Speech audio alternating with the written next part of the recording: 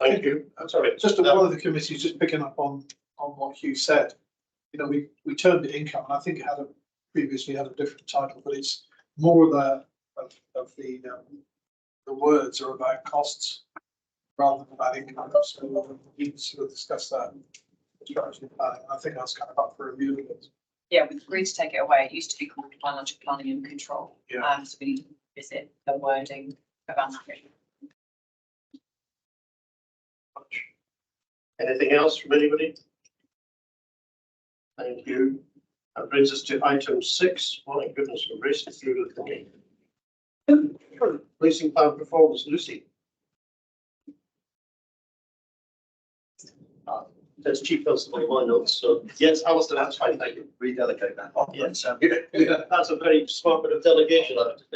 I'll just give some sort of general overview. There's a lot of data as usual within the graphs here. I mean, it's fair to say we're facing a particularly challenging time crime-wise at the moment. Year-on-year increases in notifiable crime, but some particular concerns remain around some of the high-end, high-harm crime types, particularly robbery, where sort of B division in particular is getting a really tough time in volume of offending. That's reflected in London, which were overall, but around 88% of our robbery offences are occurring in London. More, it seems, we arrest and charge people, which we're doing at a greater rate than we've never done before. It seems other offenders are popping up to fill that gap at the moment. So despite some really good work increasingly bringing people to justice, we are still seeing high volume and a high harm offence at the moment. It's at the top of our priorities. We're beginning to see some success around our sex offences in terms of the number of people again that we are bringing to justice. In all of this, of course, the volume crime increases that we've seen, so theft of passenger property, bike theft, criminal damages, is diluting our overall solved rate. So year on year, we are indeed charging more people with serious crime, but that overall picture of volume is diluting. Some worrying increases on assaults on rail staff, as you'll see from the graph, and also in terms of assaults on officers. As I say, overall, really challenging picture. I'll just touch on, if you don't mind, sort of suicides and things, disruption there. So again, we've seen some increases to date as we sit here today, rather than to the end of Q2. We're sort of running at around an average of 2.2. That's a way of expressing it per month. Increases in the number of suicide incidents, which is obviously increasing some of the disruption times. And it's there. Still lots of work going on in that space from our harm reduction teams and the control room to reduce those disruption minutes, but nonetheless that remains a challenge for us. Some of the other headlines to pull out here, just in relation to disproportionality, there's a significant detailed graph in page 40 that relates to our stop and search figures. We have seen a sort of increase in levels of disproportionality and volume in relation to over the first 2 quarters. I've looked at the data for Q3, which is showing an improving picture as we see here today in terms of outcomes and decreasing disproportionality, particularly against the black community. But that remains a key piece of our work. I think from sort of policing piece, page 42 gives the general overview. Talks really around the sort of solved crime rate increasing, being diluted, 20% increase year on year notified crime overall, and 13% is in 30 minutes. Next quarter, page 42 talks about some of the challenges we face, but we're already seeing challenges that are outlined here. Some of our vacancy gaps, particularly in B division, are causing us concern, and that volume increasing events. Operation Overhand related to Gaza, Israel events, is diverting a lot of resources from what I would call business. We're Q2, that's the summary in terms of where we are now. We have seen some improvements, I mentioned this around solve rates into Q3, which will be reflected in the next performance delivery. I'll stop there for questions. Thanks very much. Does anybody have any questions or points they want to put to? Yeah, I just took a straw poll about magistrates in the London area. We're not seeing a lot of people come up. well, in the court itself. And I just wanted to ask if the prosecution bit of your chain, is that working as hard as it should? Are you getting them into court? It's one of the improving metrics. We don't have it here, but our criminal justice part of the business is functioning really well at the moment. So 18 months ago, in terms of case completion, case rejections, submissions, we were at the bottom end of sort of home officers metrics. We're now at the top end in terms of case files rejected, very, very small, timeliness being met. So we've been really well in that criminal justice end at the moment. And as I said, we are charging more people and splitting faster CPS for high harm offending than ever before. The turnaround times from the CPS are beginning to improve is what we are seeing. Nonetheless, we've still got quite a big caseload volume sitting in the CPS. So it's actually quite a good picture. We can bring that back to Craig. I don't know. Right, that'd be really good. It'd be nice to see that at the other end. Thank you. I can send you a briefing note that I met with the Chief Crown Prosecutor yesterday. So I'll have to absolutely right to reflect the improving performance, which puts us in the top branch nationally in terms of case file completion. The error rate has got down significantly. There is just a backlog in the justice system. So certainly from her perspective, seen demonstrable improvements over the last 2 years. Thanks, Craig. Thank you. We've spoken quite a bit in the Performance Committee about that, the robbery figures, and I think it's interesting to note your quote. You used about 88% of the robbery occurring in B division. When we look at B division's officer numbers going the wrong way at the moment, and got to make some quite big movements to make that number move. But I suppose the one that's most stark on that, I just wondered if there's anything, the serious violence against staff. All those serious violence graphs are going the wrong way. Do you have any feel for what's lying behind it? So a lot of talk about society is more challenging, but it's quite stark when it's looked at. Yeah, I mean, there's definitely from the top point of view, industry point of view, a huge drive to do more shooting, right? Brilliant. So yeah, we see that more. We're getting more evidence through on body on video, which enables us to report substantive offences more. If you look at page 39, where it talks about assaults on rail staff, the breakdown, 49% are thankfully at the lower end of common assault. 6% only are assault with injury. So I'll say only, it's still a significant number. So we're definitely seeing a drive for reporting.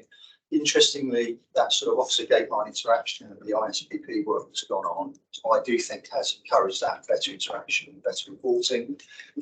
We've still got a significant number of colleagues in the rail industry, once they've reported offence, assault or threat, are not following through before supporting prosecution, and we're working hard on that.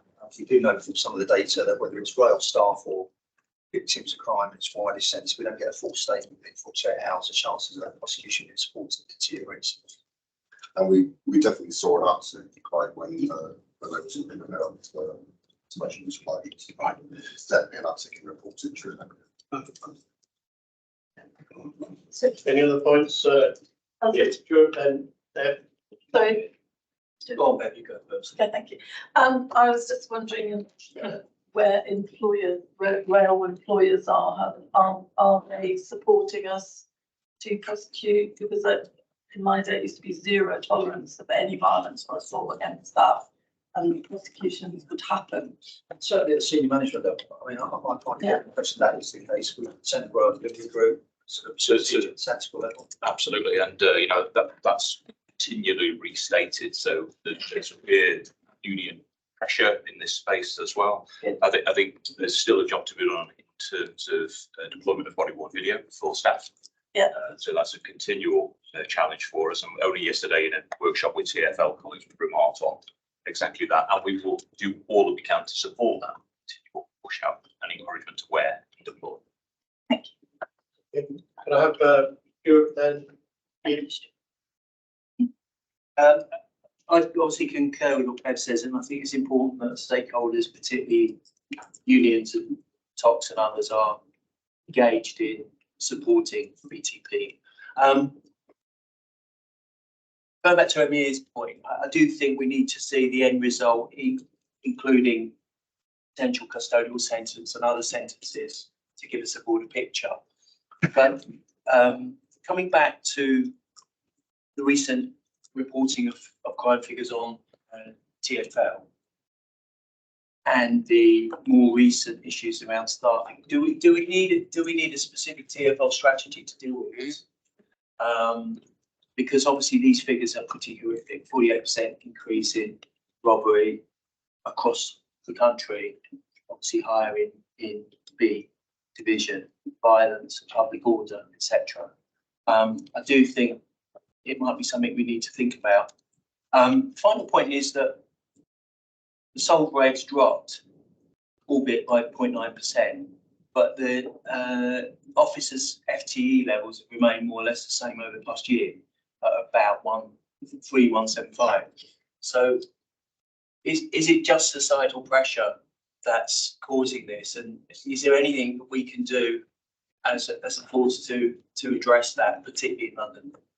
That's true. So I think you mentioned robbery, you mentioned TfL, if there's any sort of specific TfL work or support we can get from them. I mean, as Alan mentioned, we had a workshop with TfL yesterday around how do we get more public value from the relationship, what does public value look like in terms of outcomes. So it's good discussions at a tactical level, which is what it needed to be, around how we work better going forward. So we talked, for example, around embeds in force, both in terms of intelligence to support information sharing, but enable us to get more banning orders, but keep people off the network through intelligence sharing, joint tasking, joint sharing of assets. So lots more to be done, undoubtedly. And when you look back, I was sort of corporate brain on this one, but there are opportunities we haven't jointly seized. So there's two organisations to exploit that. So we read some actions going forward for that. I guess the bit that I will sort of reflect on, and I probably sound like a crap record on this, crime prevention. No policing organisation is investing, in my view, significantly enough in crime prevention. And we're trying to get our partner organisations in the train companies to buy into that. It's sometimes difficult. If you look at theft of passenger property, which is our biggest driver, crime increases. Let's face it, we have not got the resources to deal with all of that. And as Chief Constable said, we're not going to arrest our way out of it. So the crime prevention piece is really, really key. Doing that without frightening passengers and increasing fear of safety in the network is an art. There's some degree of reluctance to buy into that. Nonetheless, we've agreed with TfL to work on that. This morning, met with our campaigns team to look at how we invest more in crime prevention campaigning. So I think there has to be a bigger focus, because if you're talking about value for money resources, there has to be a bigger focus on crime prevention, number one, which is not going to arrest our way out of theft of passenger property. Robbery remains an issue. I mean, you talk about how to see the custodial outcomes in sentencing, then through courts we can access that. But the majority of the people we're charging for robbery at the moment are juvenile offenders, aged between 14 and 19, but the majority sit in the middle for some quite high harm serious offences. So we just charged a fantastic job at the weekend. The 3-handed robbery for a link series on the CTC. It's some really nasty violence attached to it, but they are juvenile offenders. Trying to keep them remanded or locked up is really, really difficult. There is not the space to secure accommodation, or indeed I think it will sometimes to be able to do that. So that is a real challenge for us. We're doing really well bail enforcement around our robbery offenders. Those who were getting bail, we were enforcing it really well until, I have to say, Operation Overhand came in, diverted majority of our uniform forces to a different focus. So it remains a challenge at the moment, but I think there's more we can do. Partnerships based around crime prevention, which is for me value for money, a low cost investment, potentially big outcome. So just very quickly, and I agree with what you say, it's very, very difficult to deal with juvenile offenders, but is it the case that acquisitive criminals, there's only a small number of acquisitive criminals responsible for a large number of offences? In other words, you've got lots of repeat offenders who are constantly on the network, on the tube network. Right, so I'll break that down. I think in its widest sense, we've got a lot of offenders committing acquisitive crime at the moment, more so than ever before. I think that's probably reflected in figures nationally. There is undoubtedly some recidivists, repeat offenders are committing offences, low level and high level. And on that basis, the BTP have acquired more prevention orders, community behaviour orders, sexual harm prevention orders, than we have probably in our recent history, but I'm going to go as far as to say in our history, to keep them off the network. However, we need to do more in that space, and that's where TfL, working with TfL and the Times closely, get more of that. Lucy? Yeah, just to add, you mentioned about solve rate. So obviously when you put it into a percentage term, then it looks like we are not solving as many, but we have actually, I think the teams have been working really hard. So if we look at CID, we have got some significant challenges in terms of numbers, which, we've raised many of the committees to say that recruitment in London is extremely difficult at the moment. We've had to have a recruitment freeze in order to deal with our in-year budgetary pressures. But despite that, I think it's commendable to see that we actually have had an increase in the number of crimes that we've been solved, and that's despite the fact that we are working at the establishment number in London. So I should say we need to take that into consideration. Hence, you'll have seen my decision that I felt operationally it was not possible to continue with the recruitment freeze as we head into January, because when you take that within the context of the performance statistics, that would not be delivering an outstanding service to the passengers and those that work on the railway. So there is definitely, I feel, a correlation between our available staff to deal with the offences that we've got, and also prevention. And the trouble is, the fewer people we have, the first thing that takes a hit is our prevention activity that we would like to be able to do. And certainly I feel that, we are getting a lot of positive feedback around the visibility of BTP, but we can only do that within the people that are available. And we have had the operational pressures around Operation Overhand. And of course, as you'll see later, we have to go out to mutual aid in relation to that. In terms of volume, Stuart, the volume is in theft of passenger property, particularly in London. And I know TfL have obviously announced their new property system, but what we need to do is do greater collaboration with TfL to look at what is lost property and what is stuff that's been stolen, so that we can have a truer reflection of where crime is actually taking place across the network. But there are a number of challenges, and so some of the offences that we have that matter to those who use the rail network and the underground aren't going to take a priority in the justice process in terms of court time. Anybody else on the? Yeah, Chair. It was relating back to some points others have made, but it was looking at assault rates where things like assaults against officers, assaults, serious violence against staff, particularly assaults against officers, that's dropped quite a bit. But we've got body worn video and all the other things. Do we know what's driving that? Why we aren't getting to the So I've looked at those hits, because you would expect almost 100% of those offences to be charged. So there's some administrative stuff in there around updating niche on some charge. That's housekeeping, number one. When I look just now with the ANI team around that figure, that has increased into 75% of the system. That's a sort of Q3 figure. But nonetheless, there is a little bit of work we need to do administratively to sort of test reporting. So what is often alleged at the point of arrest, whether it ends up getting charged, there's a few bits in between the administration. So it's something you either get arrested at the time, you get charged if there's sufficient evidence, or you get away and you don't find it. That's it. And we're mostly arresting people at the time of this. So this is housekeeping.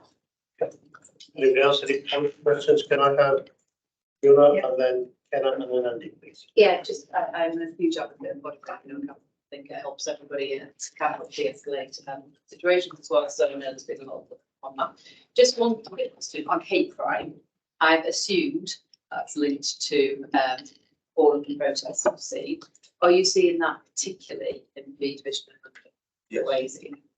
I mean, Sean is going to speak, I think, a little bit more later around OVERHAND and leads to it there. Certainly seen in October was the beginning of it. Yeah. But it's seen that through. That continues through. Okay, Kenna? Yeah, it was on that antisocial behaviour. We talked about this a bit in Scotland last week. But it seems to be the only type of incident or crime where we're seeing marginally fewer incidents than prior year. What do we feedback to? Is that real, or is that something to do with reporting, or? No, I think, so if you think about the volume of increase in reporting from rail staff overall, particularly around assaults and threats, all of that's being captured. It's really focused work through network policing and neighbourhood policing teams, solving profiles, for example, specific focus within that. Integrated police and security pilots sort of focusing in that area. So you would expect to see investment and return on that. So I like to think it is a real reflection of that. Alan, I don't know. No, it's absolutely right. I mean, the problem solving plans are in the 50s in terms of numbers. It's quite a significant rise. I would suggest 3/4 of those are related to antisocial behaviours. In the top three, as we know, in terms of passenger concerns and staff concerns. So jointly, it's most fruitful, I guess, to capitalise upon that, and that's where PSP is in. Thank you. Picking up the point between Amir and the debt on charging and getting support for that. I think it's a point made to Alan before. It's really important, in my experience, when you got an individual who's been offended in some way, to find out who their local line manager is, because the line manager can be incredibly helpful in making sure that the support's given within to actually take it through the prosecution. The second point quickly was you'd mentioned the very important target for the industry, the 90%, the 90-minute handback and fatality. I think when we talked about it, you were saying that part of it is making sure you measure the bit that the police are actually accountable for, because very often the line doesn't open, even though the police would be happy for it to be so. And that's a really good point. And we picked this up probably back at the beginning of September in terms of, some new senior duty officers in the control rooms, new things. So we've looked at when to press the button on stop from a police perspective, what is within our gift to do that, to make sure there's the reality of the minutes is not lost, if that makes sense. So we've done that training, that's been rolled out. As we sit here today, I mean, it's 103, I think, this packet, if I remember rightly. We're down to around 100 as we sit here today, and that varies across divisions, as you know, but hopefully says it might be a decline in picture. Good one. Yes. Well, one thing I would ask Lucy or Alistair, which I think I've warned you I would ask, is that, so all of this is quite bleak when you look at the picture, and I guess what the whole authority would struggle with, and I certainly do, is when is this, to an extent for sure this is reflecting what's happening in society, when does it become an issue of BTP's performance, and when is it a reflection of what's going on in society? I think that's what's really hard to get at. And as a subset, when I had a look at some of the media reporting of the TfL data, they actually drew a distinction of the increases in crime on the tube versus buses. As in, this isn't what's going on in London, this is what's going on in the tube, was the reporting. So, you could either answer that one, or at what point do you worry about BTP's performance as opposed to? Well, I mean, I think we worry about it all the time, quite frankly. There's those in the room probably testify, but I think there's a bit around, when you use the word bleak, there are some areas there that I would agree with you. We set our stall out around focusing on serious harm and bringing more offenders to justice, which is what we've done in those realms of sexual violence, fraud, and robbery. Those are really, really key. So we acknowledge that in terms of theft of passenger property, as I've said already, we cannot throw a huge amount of resources at that. We've got to focus on crime prevention. We've got to do that with industry. So that is a concern. Some of the adjustments we're making. So Lucy's mentioned the sort of new BTP property office in East London. I think it's over 6,000 items. BTP property, TfL's. It's not ours, apologies. TfL's property office. And we're looking to put a couple of embeds in to work through systems to sort of try and reunite people with the thing that was actually lost rather than stolen. So some of the sort of local adjustments to the model that we will do. I spoke to the performance lead for the Met yesterday to the AC. We talked about robbery. What does that look like? And they're at around a 15% increase robbery. But then that's hundreds of offences. That's hundreds of offences across London. Thankfully, we're not quite in that realm, but it is an issue for them at the moment. They're reintroducing a whole new performance system, which takes us back in time. But that there are some issues that are common to both. I do think that theft of personal properties can be distorting the work that's going on. We've got to get more partnership behind. It's our responsibility to fully accept. We've got partnership behind. If I can probably come in, so I think the debate around sort of the societal issues is probably a bit broad for here, but I suppose within it there are some confidence figures. So, you know, more confident that the rail industry can get in terms of reporting their offences. Actually, we are likely to see an increase. I think there's been an unhealthy tolerance of unacceptable criminal behaviour across the rail industry for a number of years. And certainly when I was talking to a train manager on Avanti, he was saying to me that, you know, racial abuse is just part and parcel of this job. Well, it's not. And therefore, we want people to come forward. So there are some of these kind of things which, whilst we feel uncomfortable around seeing a rise, actually, for me, the more people can come forward and tell us that they've been victims, that's a positive. So I think we've got to be careful. And certainly we are very measured in ensuring that we're not trying to chase always a decline, because particularly if you look at the sexual offending, we have had years and years of society, women in society, not reporting sexual offences, which are happening routinely. And most women in this room either have been or will have been a victim of some form of unwanted sexual behaviour on the railway or on the tube. And as we see that increase, my view is we are seeing a confidence in people to come forward and say that this is unacceptable. The bit I don't know is, when is the tipping point then when we're confident that we are seeing the crime that is taking place? Because the more we can see it, we can make sure that we can put people in the right places at the right time to reassure passengers and rail staff, and also get the greatest opportunity to catch offenders. We have got some data transformational work taking place at the moment, looking at how we can use data to look at, you know, where our offending is and how we can use that from a rates of detection perspective, and work with TfL at the moment, looking at how we can have better data sharing. I think some of these things are definitely going to see improvement. I mean, it is something that we are laser focused on in terms of performance.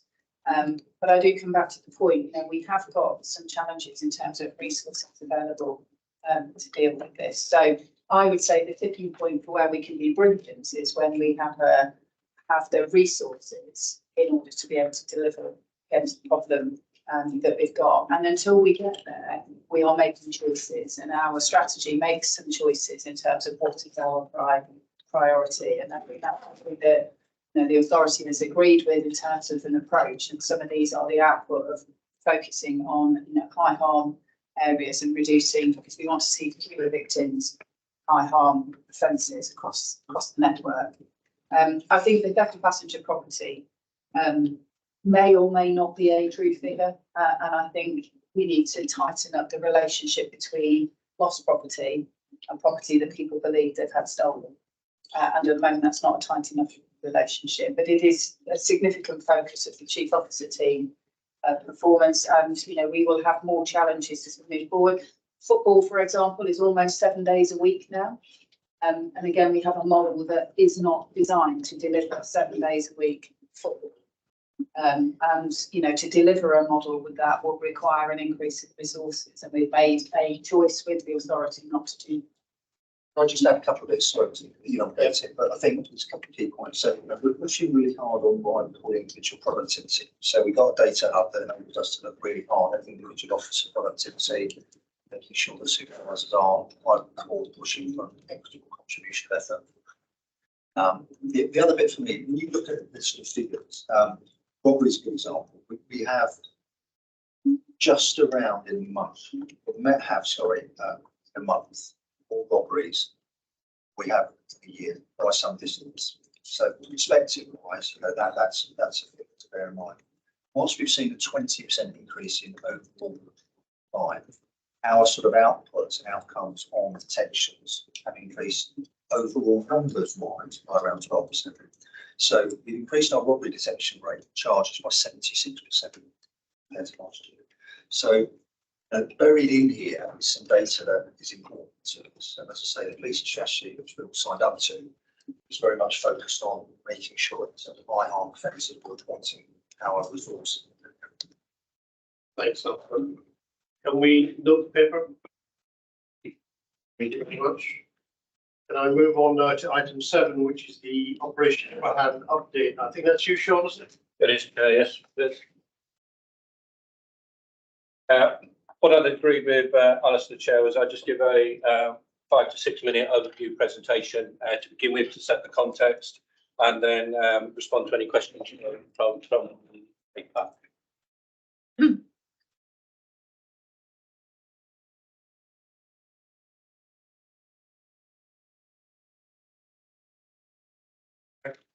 So just to set the original scene in terms of dealing with protests for BTP. Dealing with protests is nothing new for BTP, and the reason I raise that has been a question that's been raised from the Mayor's office and some of the local communities for London. BTP has got a strong history of dealing with protests on top of trains for climate change, protests on tracks against terrorism, protests on the Eurostar tunnel against Brexit, and protests on the streets around the country in terms of lockdown and anti-slavery. On the tracks and on the trains, it is really easy to deal with protests because of really clear legislation in relation to that, albeit we accept it takes some time. Following the rise in increased civil disobedience over the last 5 or 6 years or so, I think it'd be fair to say that simply this year Parliament ran out of patience, and on the 2nd of July, key legislation was introduced under the Public Order Act 2023, which gave new powers, which dealt specifically with interference on national infrastructure, and for the first time ever, specific powers in relation to interference on the wider rail network. Slide, oh, that one, that's fine. So where did protests start in relation to the railway in terms of sit down, a new concept that we have actually seen in BTP?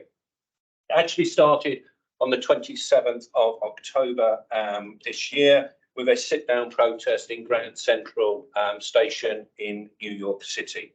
The very next day, a group of protesters in the UK, known as Sisters Uncut, which have got affiliation to domestic violence, decided, in their words, to join their brothers and sisters in solidarity across in the US and staged a protest in Waterloo Station. 3 days later, we saw some 500 people protest in Liverpool Street Station. That was the biggest sit-down protest we have seen in BTP. Next slide, please. Since that time, we've had 72 protests around the country. That map there generally shows, in essence, where those protests are and some of the challenges that we have that, unlike a lot of the protests traditionally we've dealt with pre-planned, specifically in London, across England, Wales and Scotland. The relevance of the photo of some passengers sitting down there in Euston train station is in relation to, on a number of those protests in recent weeks, we've had more passengers sitting down on the concourse than we have actually protesters. So just in some of that context there. Next slide, please. So as we would expect, as these protests have increased, we have been subject, quite rightly, to a number of questions. And those questions have been from industry partners, questions raised in the media, and also questions that we've debated with the Secretary of State and his team when he visited Force Headquarters. There's been questions about the new powers that you've had. Are you using them? What about the extensive bylaws that exist for the railway? And indeed, the question we've been asked, what about that famous act from 1840 in relation to willful trespass? So all of those things for us to consider. Next slide, please. That takes us to the intelligence and what we know. So a lot of the time, the intelligence that we have had so far have been what we have referred to as the call to arms through social media.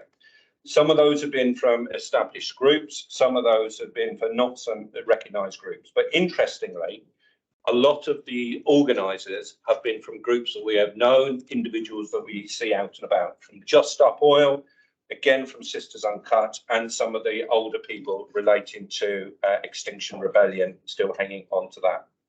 A lot of the intelligence, especially for the big London sit-downs, have been driven by the handout leaflets that are shown there on the left-hand side, declaring there will be a mass sit-in protest, and quite interestingly, as we often see now in civil disobedience, the note on the bottom formally stating, under legal advice to the organisers, that the protest will be non-violent and will be anti-racist. So how do we prevent serious disruption when we actually know it's going to be happen. We've been given these leaflets. Quite rightly, the question is, what are we going to do about it? Well, the new legislation brings in preventative measures in the form of Section 14A. And Lucy took the position as Chief Constable that we was going to test that legislation, accepting it was new and accepting it as new territory. The legislation was so new, when we went to the College of Policing and asked what's the process for applying it and asking for it, that guidance has not yet been written, and they asked to see our copy when that was done. So the process was, a submission was made by the relevant Gold Commander to the Chief Constable putting out the case. An application is then sent to the Secretary of State for Transport for consent for the order to be considered. That is supported by an extensive bundle of evidence, the location, the time, the place, supporting information from the landowners, the different network rail or individual companies around the rail network, giving no permission for protest to occur, a copy of the intended order, specific maps drawn by our graphic designers, and the actual notices that we will actually hand out to people. The key piece for us on this, there is of course no case law for us to test appetite or to where we're going. And in terms of so far, groups of solicitors have debated individual words since we've used this legislation. In context of time, it generally takes us 1 day's worth of build to put the application together, and it's been taking 1 whole day for the Secretary of State or private office to work through it and for him to read the documentation. Next slide, please. Well, of course, if you make a position that you're going to prohibit protest, you have to be able to do something about it. You have to be able to enforce it. As Lucy quite articulately put to the Secretary of State, removing protesters looks messy. That's a known position in terms of public order policing.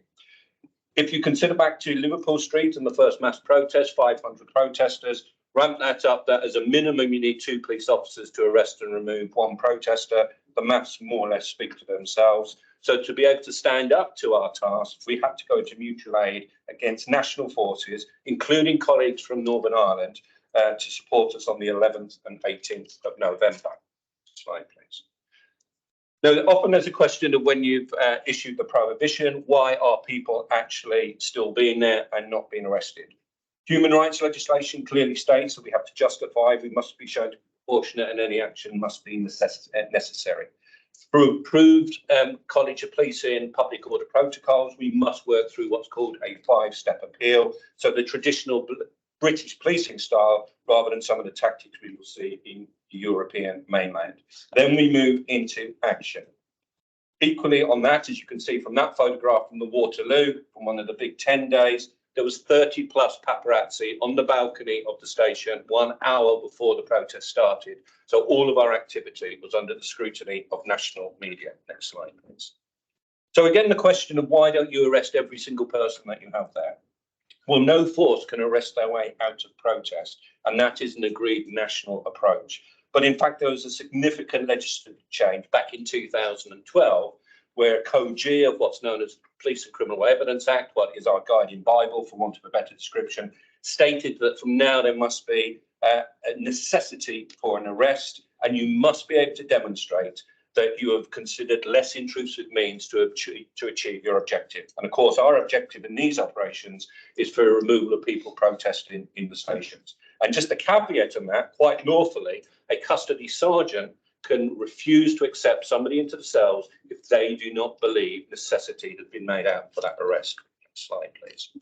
So testing the new legislation, a preventative measure as we actually stated, and that must show that we believe that there is an assembly under definition of 20 or more people is likely, and it may result in serious disruption to the railway or serious disruption to life. So in the terms of those preventative measures, we have statements from a number of community leaders to say the impact and the fear and the threat from not using the railway. So a light bar in terms of the application, a high bar in terms of getting the relevant authorisations. Next slide, please. The other and second most powerful piece of the new legislation is Section 7. Key to this is it only applies for England and Wales and not within our Scottish jurisdiction. This is actually something happening. The railway is being prevented from being used or operated, or equally that the railway is prevented as a result of serious delay. Key point in this, in 72 protests, not a single train service has been cancelled, not a single train service had been delayed. Next slide, please.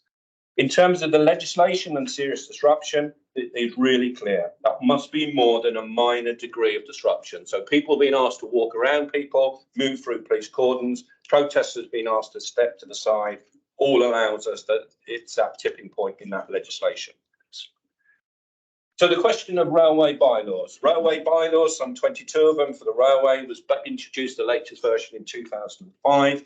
As many in the room will recognise, there are some 22 of those, but they are cover a whole raft of things. So we're talking about a criminal offence of bylaws in the station.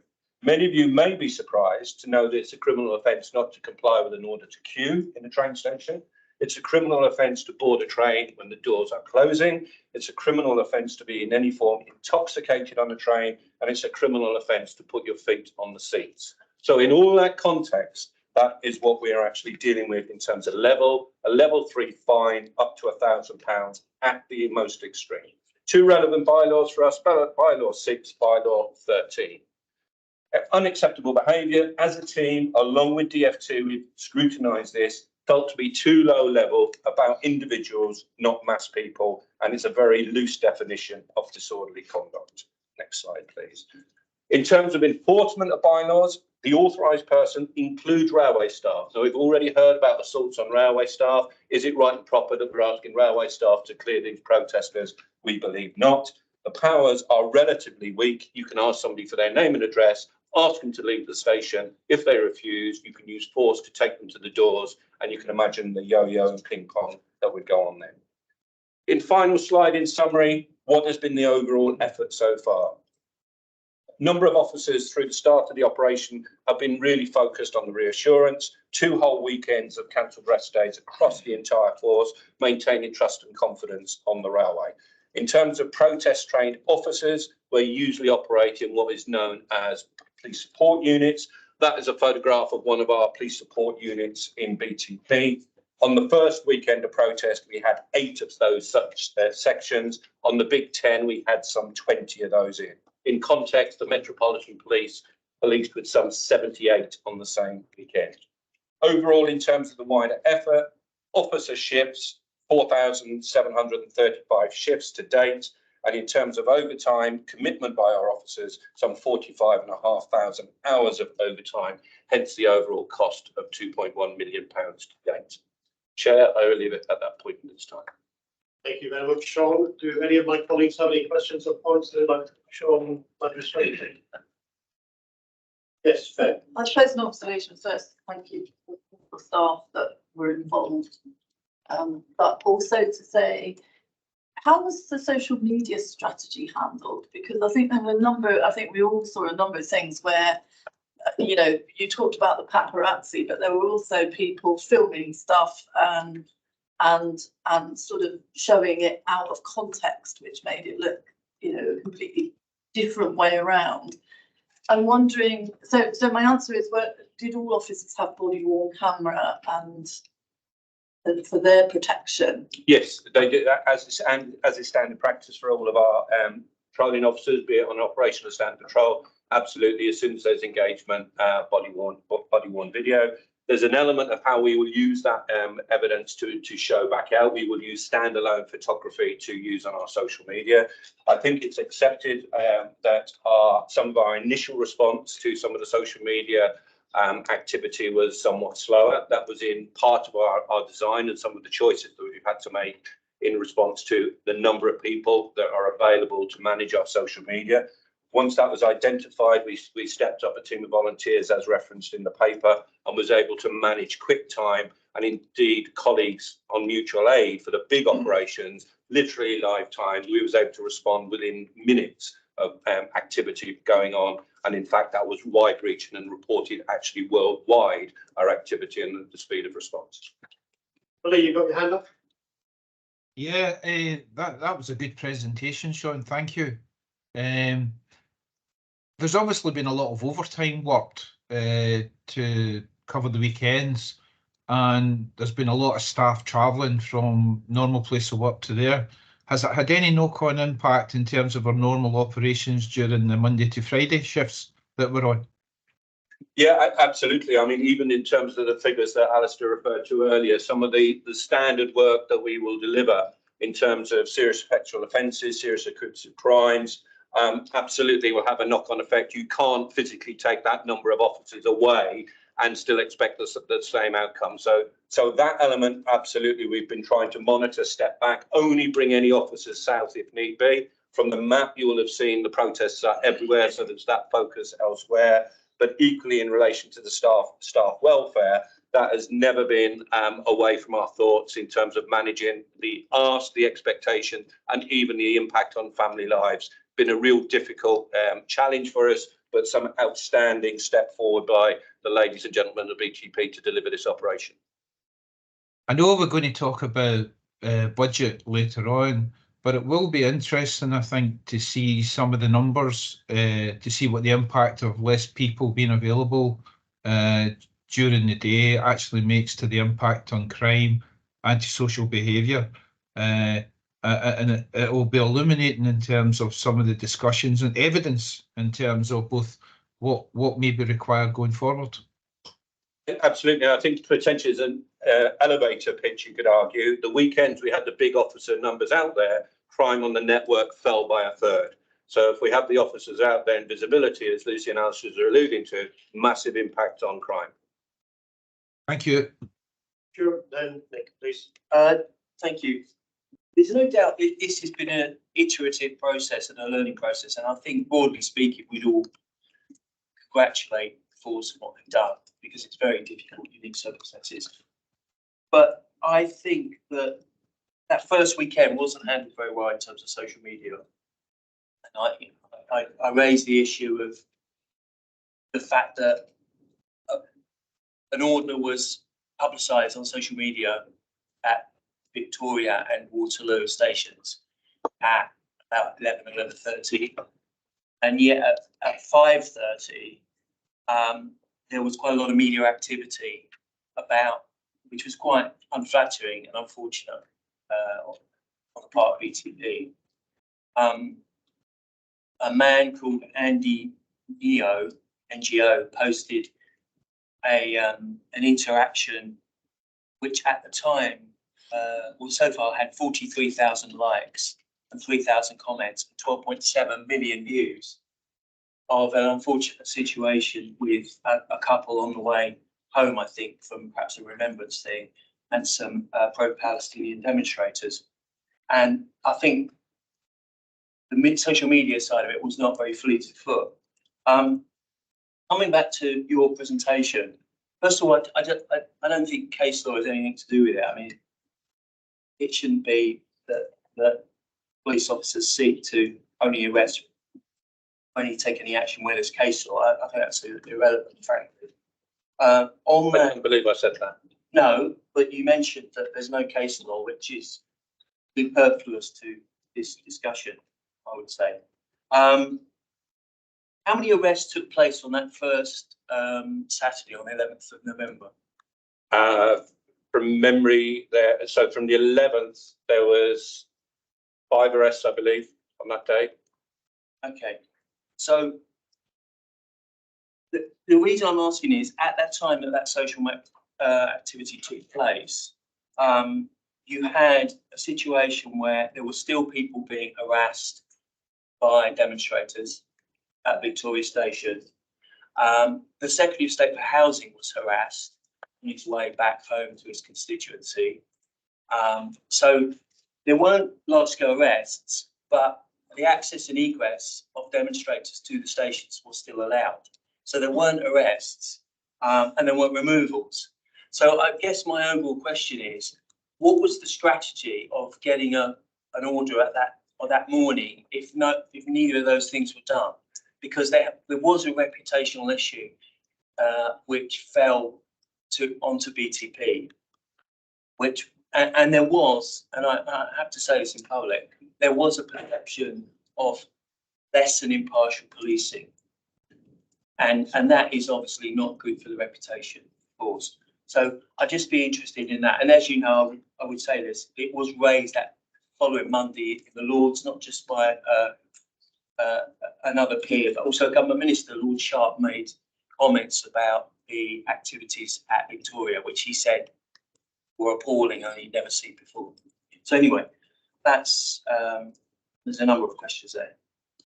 Okay, thank you, Chair, if I may through that. So just in relation to the case law comment, the only bit I would state on that, under 30 years of policing, case law absolutely impacts on day-to-day policing, because if you don't, you're in breach of legislation. Stated case is there for a reason, and of course, much of that stated case has, of course, in the past been made in the Lords. In terms of the two-tier policing, absolutely, we recognise those challenges. There was hundreds of comments about two-tier policing, but equally there was hundreds of comments in support of policing and BTP taking a positive step forward. Absolutely, some very challenging scenes for me to watch the Secretary of State for Housing during the operational phase in the Gold Suite. Really reassuring to have the recognition come back from the Secretary of State for Housing for the thanks for BTP and how we protected him in that environment. Some challenging opportunities, and as I stated in the presentation, the absolute strategic aim is not to arrest our way out, and nor should it be, in my view, as a police officer.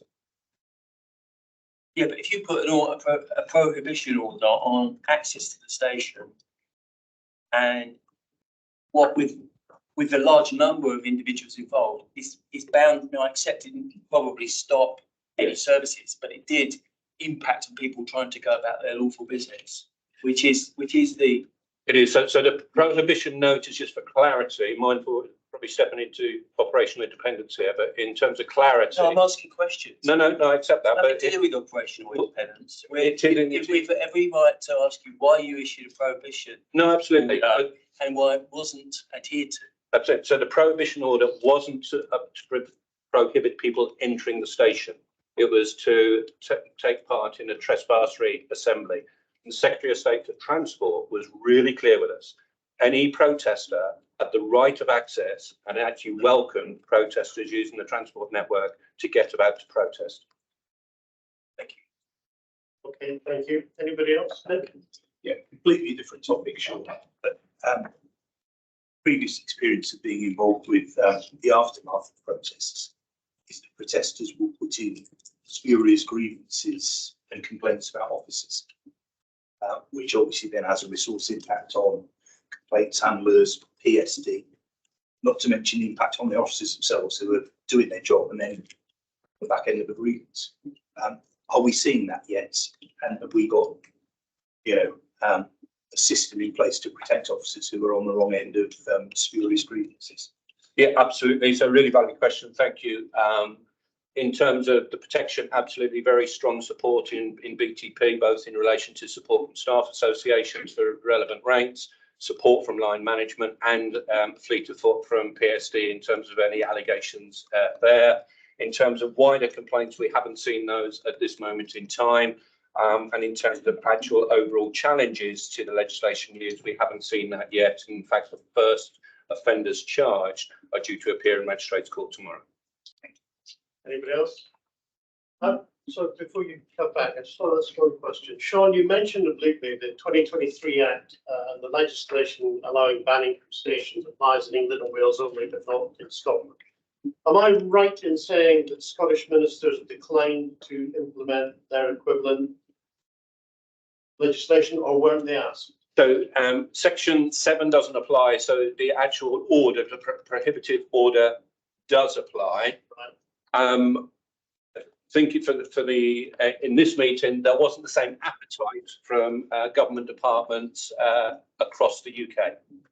That's fair enough. Thank you, Lucy. Yeah, so I suppose I'd like to put on my record my thanks to Sean and his work really tirelessly over the last few weeks. It's very complicated legislation, and it was, I think, certainly the feedback I've had from the Department of Transport has been super positive in terms of engagement with Sean and the command team to find the correct pathway, which is lawful, in order to use the right tactics operationally to deal with the challenge that we've got. I suppose there's a couple of points. I mean, I don't share the reflection around social media, and I think it's important to remind the authority that we don't have 24/7 media coverage in the force, so we are not the same as other police forces. So I would like to put on record my support to all of those volunteers within BTP who came in outside of their contracts in order to help us in very difficult circumstances. We were also provided with some media support from the DfT, who sent some of their teams in, and we worked very closely with the Secretary of State media team to get that support of some people able to independently work with us, but to support that social media footage. And I think, you know, social media is such a huge area. I think in terms of X, there is definitely an audience. We take a lot of information from X, and I think we recognise that, and certainly we have tried to be as quick as we can in terms of putting out the facts. Craig, you'll remember that it was one of the things from the recommendations following the 2011 disorder, going back, you know, obviously over 12 years to work out how do you counteract a false fake news that is on social media, and we were keen to do that. We also got an awful lot of engagement on our other social media channels, which were directed at the audiences and some of the protesters who are a younger generation. They don't use X. They are using Instagram, they are using TikTok, and I think a lot of it, it's a real importance of making sure that we had a lot of coverage over the other social media networks as well. And I would say that the one VTP and people coming together at a time which was difficult, and certainly the absence of some specialist capability was really good. And also it's my thanks to all of the staff, including a lot of officers who have had a lot of disrupted weekends, and they have been in the media glare, and I think that they have dealt with it in a very professional way under intense scrutiny of people just, you know, surrounded by people with cameras looking for a next opportunity. So I think some really good professional policing over the weekends. But of course, we are still in the middle of an ongoing operation. It is likely to continue over the next few weekends, and you know, we will have a proportionate policing plan that respects the intelligence that we've got and uses the legislation of which we have the oversight of the Department for Transport in terms of the use of the legislation. Thank you very much.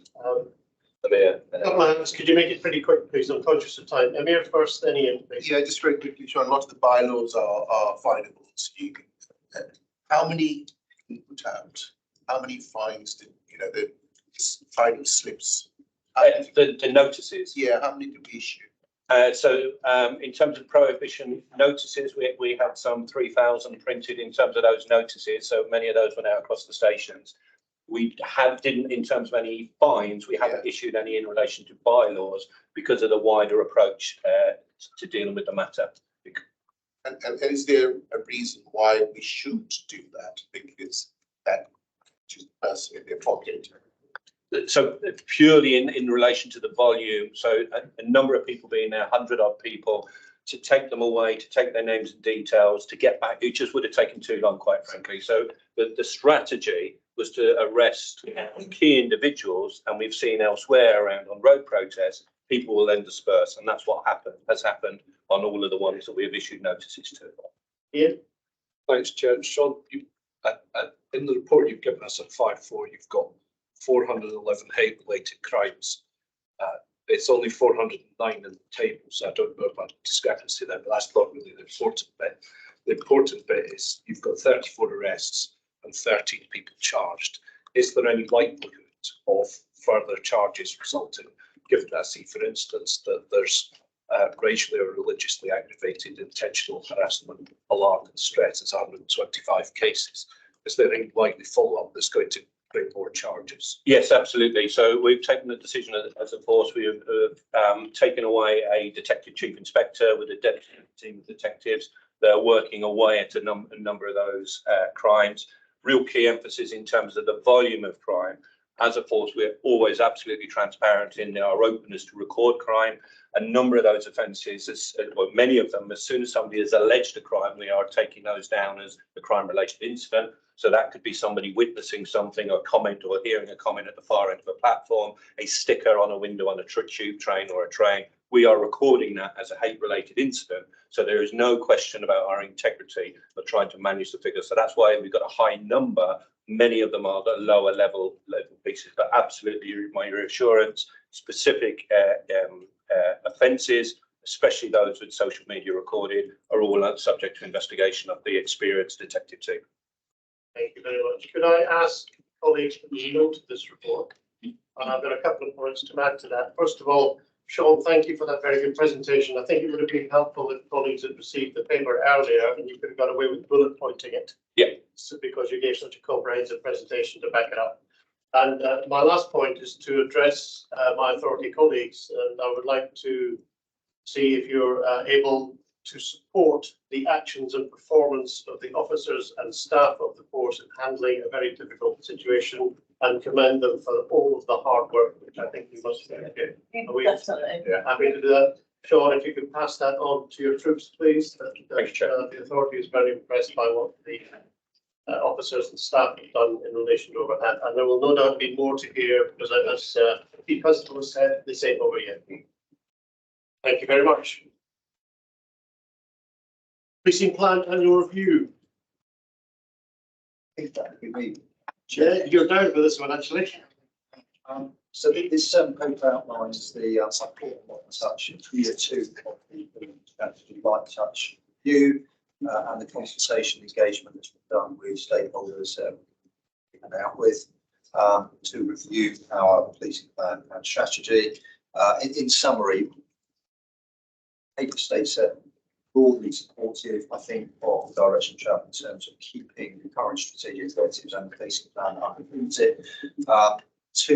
One minor adjustment you'll see in the recommendations is in relation to moving sort of hate crime to the confidence priority to measure it there as KPI. And of course, dare I say, the sort of outcome, the MTFP will contain the volume by which we can deliver on the current policing priority. But even though it was light touch, there's a significant amount of work done by Jen, Kate and others around engagement to talk this through. Next year, year 3 sees the full review of policing strategy and also the plan and KPIs that I'm looking into. So I'll stop there. Thank you very much. Kate, do you want to add anything particularly about the comments around 4.2? Okay, thank you. I would take the papers as read, and the changes proposed are minimal. I think where members might just want to give a bit of thought is whether the feedback from industry and the concerns around ASB reflected in both the rail staff and public surveys are sufficiently reflected in the priorities. So industry feedback is always focused around disruption and trespass, and no surprises here. It comes up in the engagement meetings that happen every year. But I just think we need to check ourselves on whether we continue to think we're adequately covering those and that we're demonstrating that they are taken sufficiently seriously. That's a good point. So antisocial behaviour is obviously a key concern for industry staff, the wider public, obviously, and a whole raft of other. Then you assure us that you still keep your eye on in relation to these. Interestingly, I would mention it as a whole paragraph 3, where it talks about stakeholder feedback, it talks about concerns regarding the availability of officers at the moment in the context of current pressures, so recruitment freeze, vacancies, and the impact on delivery of those priorities. And that was a fairly common and consistent theme. So there was a link to that in social behaviour. Anybody, any comments? So well, just to, I think this is for an ongoing discussion really, but just to develop that point a little bit. There were a couple of references in the earlier conversation on performance from Lucy and Alistair about the priorities that the force adopts, and actually the priorities being a more serious crime and not so much less massacre property. I mean, to be candid, I don't get that from a policing plan or on strategy. What I get from our policing plan is that, and this is a reflection of ourselves, we're going to do everything that's important. And some of the feedback you get from industry is, okay, what are the real priorities? What are you really going to do? And that is, that's what you consider into operational priorities. And I feel like actually antisocial behaviour would be less important than some serious crimes with threats of violence and maybe disruption. So I think that's where that comes from. What we've got is a plan that almost speaks to everything, then leaves a lot of operational prioritisation, to which we then have to try and retrofit these industry concerns. But what about antisocial behaviour? So that's, I don't know the right answer to that, but I think that's just drawing out where some of the tension is.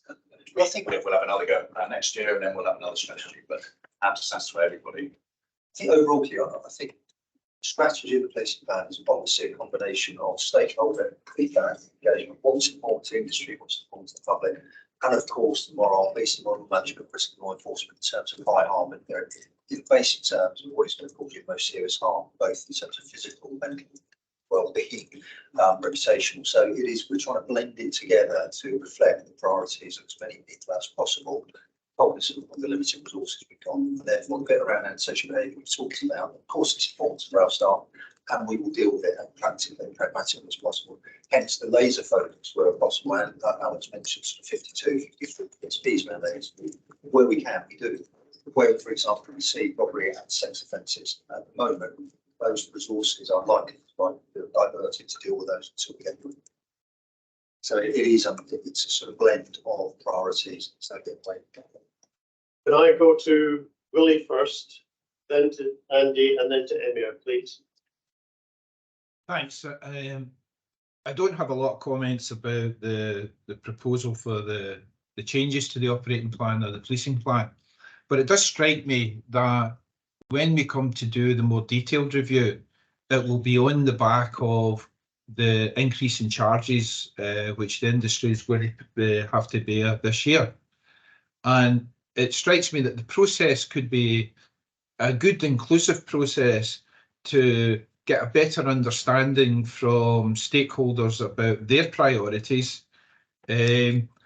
So I think it would be helpful to see some sort of plan for how we want to approach the more fundamental review of the policing plans to take us through the next 3 years, as opposed to the kind of like light touch review that we've undertaken just now, and how we might include stakeholders to a more detailed, in more detail and better connected than we otherwise might have, and get a feeling from where their priorities and the cost benefits that they place in terms of what we do. Thanks, Willie. Andy, then Emir, please. Well, I got involved in this for many, many years within the industry, and obviously since I've been on the authority, and I was one of the people who suggested we stopped having this 5-year strategy, 1-year plan, because all it did was encourage what Hugh has identified, is that every year people were zero basing and throwing everything, into the pot. And what I sense from the events and reading it this year is we got the slight change that I was hoping for, which is the discussion was more qualitative. I have priorities, than it was, what are all the stuff that we should be doing as a police force to help you on the railway? So I think from that point of view, this has worked quite well. And if it carries on like that into next year, I think that will be helpful, because it's inevitable if you invite people along and say, how do you police the railway? They'll just chuck everything out. And so the fact we've got some fine tuning, I think, is a tick on the change on process, which was the first year.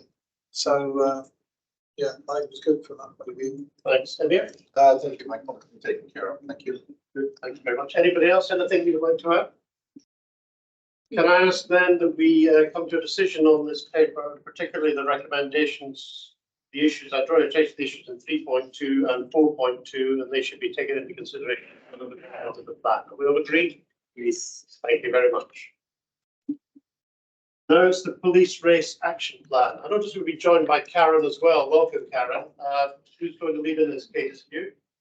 Just say a few words to open, if that's okay, just to remind members of the context. The MPCC and College of Policing Police Race Action Plan commits the whole of policing to becoming anti-racist and trusted by Black people and communities. That includes police authorities, that includes us, and we've been doing our own work internally on what that means for us and how we get there.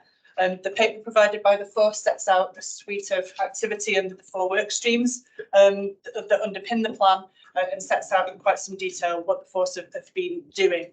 I know from my conversations around legitimacy and the data around stop and search in PDC that there's frustration around the rate at which the numbers change or don't change in relation to some of this. I would just counsel patience on that. It's a lot of activity. It's a big programme of work. It's a huge amount of cultural shift and societal shift that we're looking at. So yes, be interested in the data, scrutinise the activity, but I think keep in mind the leadership challenge around making this a sustainable cultural change. Thank you. Karen, do you want to add anything?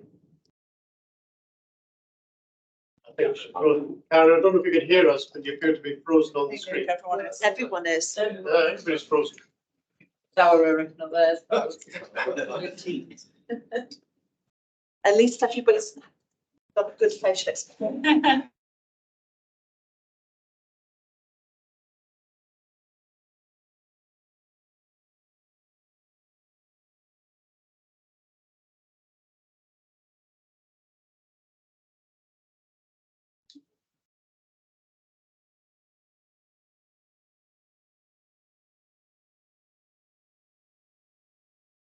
So it looks like Karen, Rob, and Willie have left. Maybe trying to rejoin. Let me check.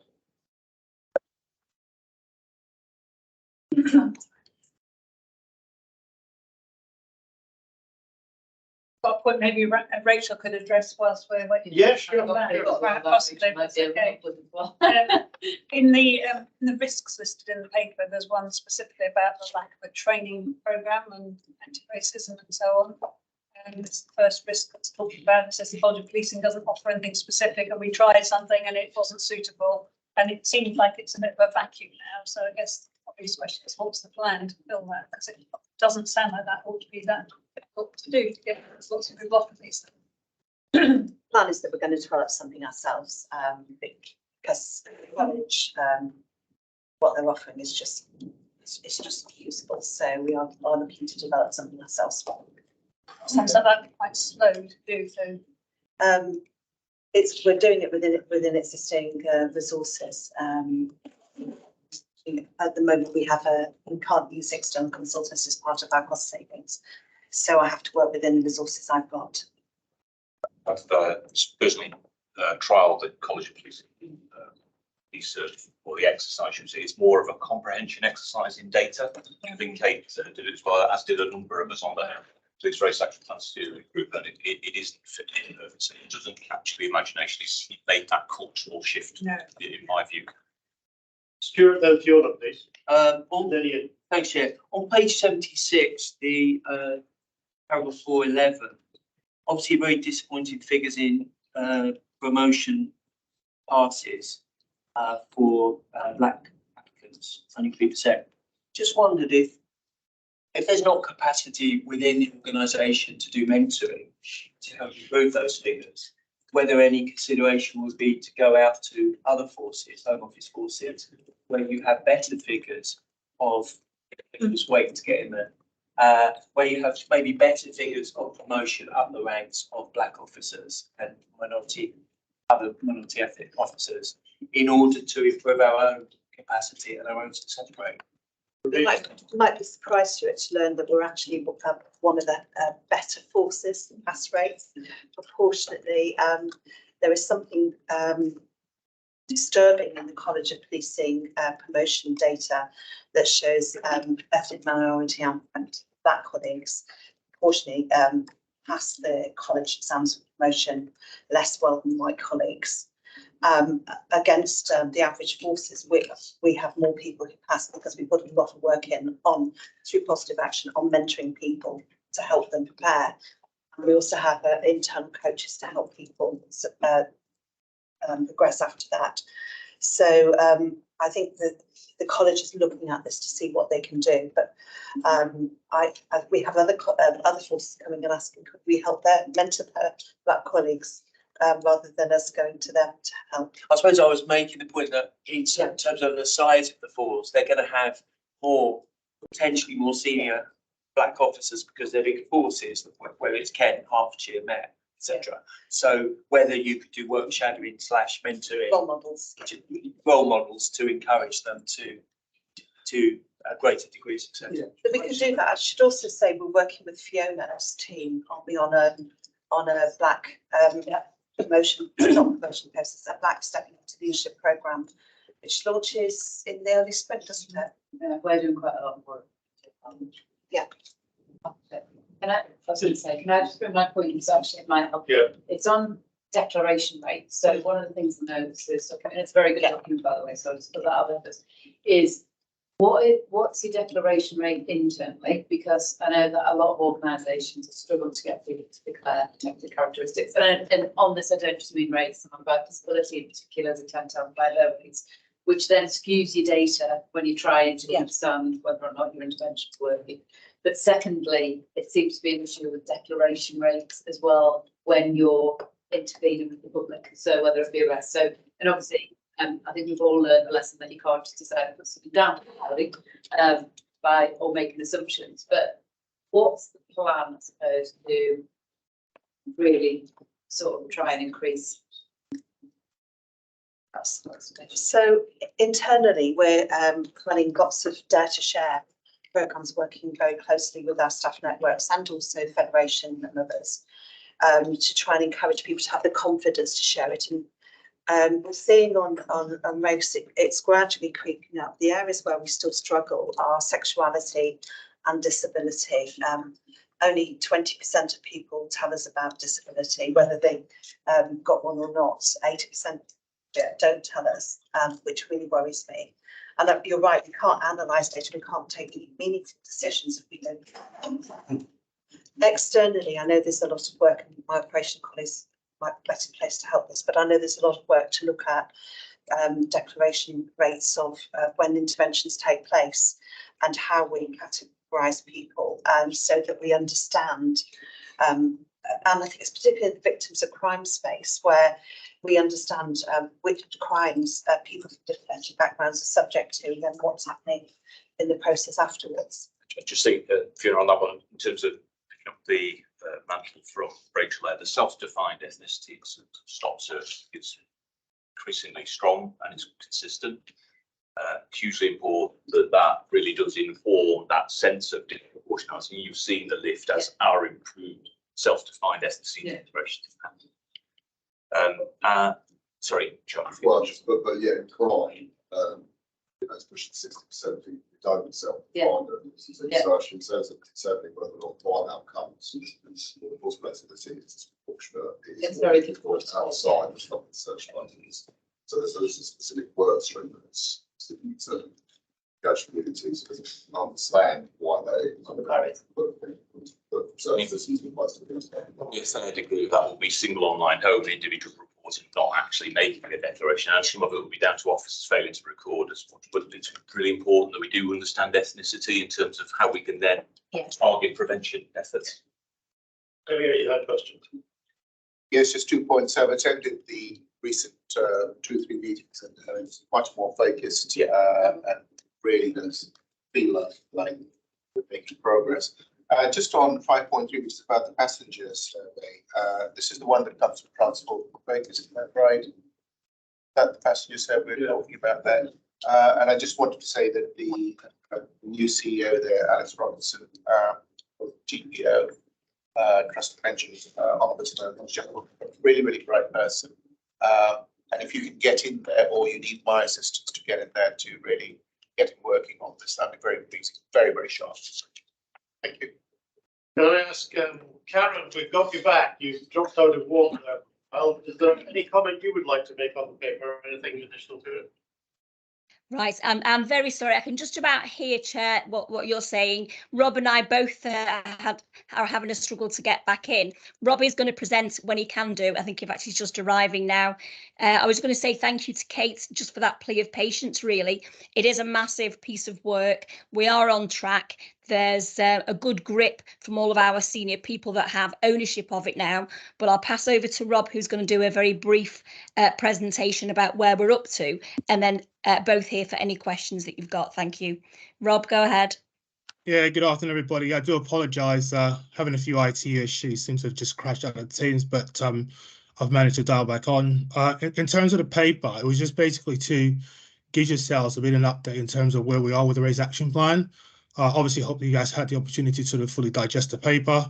However, just going to touch on a few areas. So in terms of the Raise Action Plan itself, since it was published last year, we've made a lot of progress. We also recognise that the plan itself is very ambitious. But in terms of the 4 work streams, we are on track in terms of where we want to be, as well as comparing it to where other forces are at. We did have the Police Raise Action Plan survey that ended last year, August. This is where we're getting sort of feel from the community to see whether or not they think policing are able to deliver on the race action plan.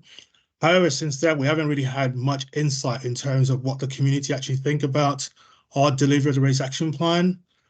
We had a bit of an insight in terms of the ISOP community feedback. A report's been compiled in relation to the community's views, even though the numbers of attendees were quite limited. So that report will be compiled very shortly and will be sent out accordingly. As I mentioned, we've got the All People survey that we do annually in terms of our force itself. But I think what was really good for us in terms of the race action plan, as well as to support the race action plan, was to have our Black Workforce Survey. Initially, we weren't part of this survey, but obviously through influence as well as so through influence, we were able to get involved in the survey last year as well as this year. And what the Black Workforce Survey does, it just gives us a bit of an insight in terms of what our officers and staff think about working in the police. They're able to share some of their lived experiences, covering topics like discrimination, interactions, as well as their interactions with management, crime, career progression, as well as identity. And I think by listening to the perspective of our people, Black people internally, we'll be able to give an insight to why people want to join the police in terms of the reasons why they're in policing, the reason why they're staying in policing. And from the feedback we've received so far to date, it's very positive. Most Black people in policing have joined because they want the opportunity to help people, as well as to make change within policing, as well as to increase that representation of Black officers and Black staff. But the only area of concern in terms of the survey that we received, the sort of feedback, is around microaggression as well as discrimination, harassment. We felt that officers and staff didn't feel confident with reporting these type of incidents, not because they didn't believe their line managers would support them. It's just they felt that if it did get escalated, they just believed that it won't be taken seriously, or the outcomes that they want won't be one that they would have expected. In terms of positive action, they do believe that it's really good if used in the right way. But what we've recognized for us as a force is that there needs to be more awareness of the reasons why we've got positive action. We have done a lot of work in terms of educating our people when it comes to race, as well as other issues as well. We've reached out to external organizations to deliver input to our people, so therefore our people have a better insight in terms of race, what white privilege actually means, and also being able to be bold and courageous to stand up when they do see incidents of racism. We're looking to put together a training, I wouldn't say a training package, a bit of an input, because you can't train people not to be anti-racist. I think it's a cultural mindset that needs to change. So we're looking to introduce something of that nature. However, waiting for the College of Policing to put together a training package that we can actually adapt and make it very bespoke, very BTP. I did hear a bit of a conversation before I got dialed off in terms of our use of powers, especially around vehicle stops as well as stop and search, particularly our SDE. I think this is a really crucial part when we looked at the race action plan. When we first began the work last year, 45% of our stop and searches didn't really have the ethnicity data recorded. We're in a better place now. We're at 14.5%. We're continuously improving. In terms of our find rate, that's basically where officers find the objects they're looking for. At the moment, I think it's about 37%, as well as where they're looking for something but find something else. We're about 7%. So combined, we're about 45%. We sit most of the time around either being the first best force in that area or the second. So we sort of fluctuate between first and second. And things we've introduced is giving the community the voice in terms of what that encounter looks like. So we've redesigned our Z cards. Z cards are what we give to individuals who will stop and search. So therefore, they have a voice in terms of how that encounter went. So therefore, we can adapt our CPD sessions as well as practices that we have to ensure that our officers are delivering a really good service to the individuals who they are stopping and searching. And obviously the reason behind that is that in terms of our police complaints, we have very little police complaints when it comes to stop and search. So therefore we just introduced this other measure whereby individuals can give that feedback. and looking at our supervisory reviews for more riskier stop and searches around juveniles, especially after child Q and juvenile strip searches. We've elevated these to ensure they have the right supervision level to be able to identify any sort of core issues, so therefore we can implement the changes needed. Likewise with our adult exposure and intimate parts, as well as our terrorism searches. Obviously, we take account of obviously the other incidents that take place around the country, like we've seen with Bianca Williams, as well as Ricardo dos Santos, in terms of how that stop and search went. For us as an organization, this is where we can look at it, reflect and learn from it, and put practice in place to address it. But in terms of the disproportionality, in terms of all the work that we've done, we've recognized that rate still remains at either 7 or 8 times more likely to be stop and search if you're Black. So this is something we really need to understand. It's the reasons why this is taking place. We've got plans in place to be able to see what can be done to address this. Potentially, we believe that this is potentially fueled by bias and stereotypes, so maybe a bit of bias and stereotypes input rather than training. Like I said before, you can't train people not to be anti-racist. You can only deliver sessions for them, and over a period of time, that cultural change will happen. And the last part was around the lack of self-defined ethnicity around victims of our more serious crimes. So if we look at stop and search, we've identified it within there. We've made significant improvements. This is another area where we want to make those improvements, because if we can't really understand our ethnicity data for our more serious crimes, it hinders our ability to understand what crimes disproportionately impact Black people. And obviously we're doing things a lot much better than we've done before in terms of our intelligence, the way we disseminate suspects to ensure it's not fueled by bias. Those are just a few key points on the paper that was submitted to yourselves. And as time goes on, more updates and reports will be submitted to the group. Thank you.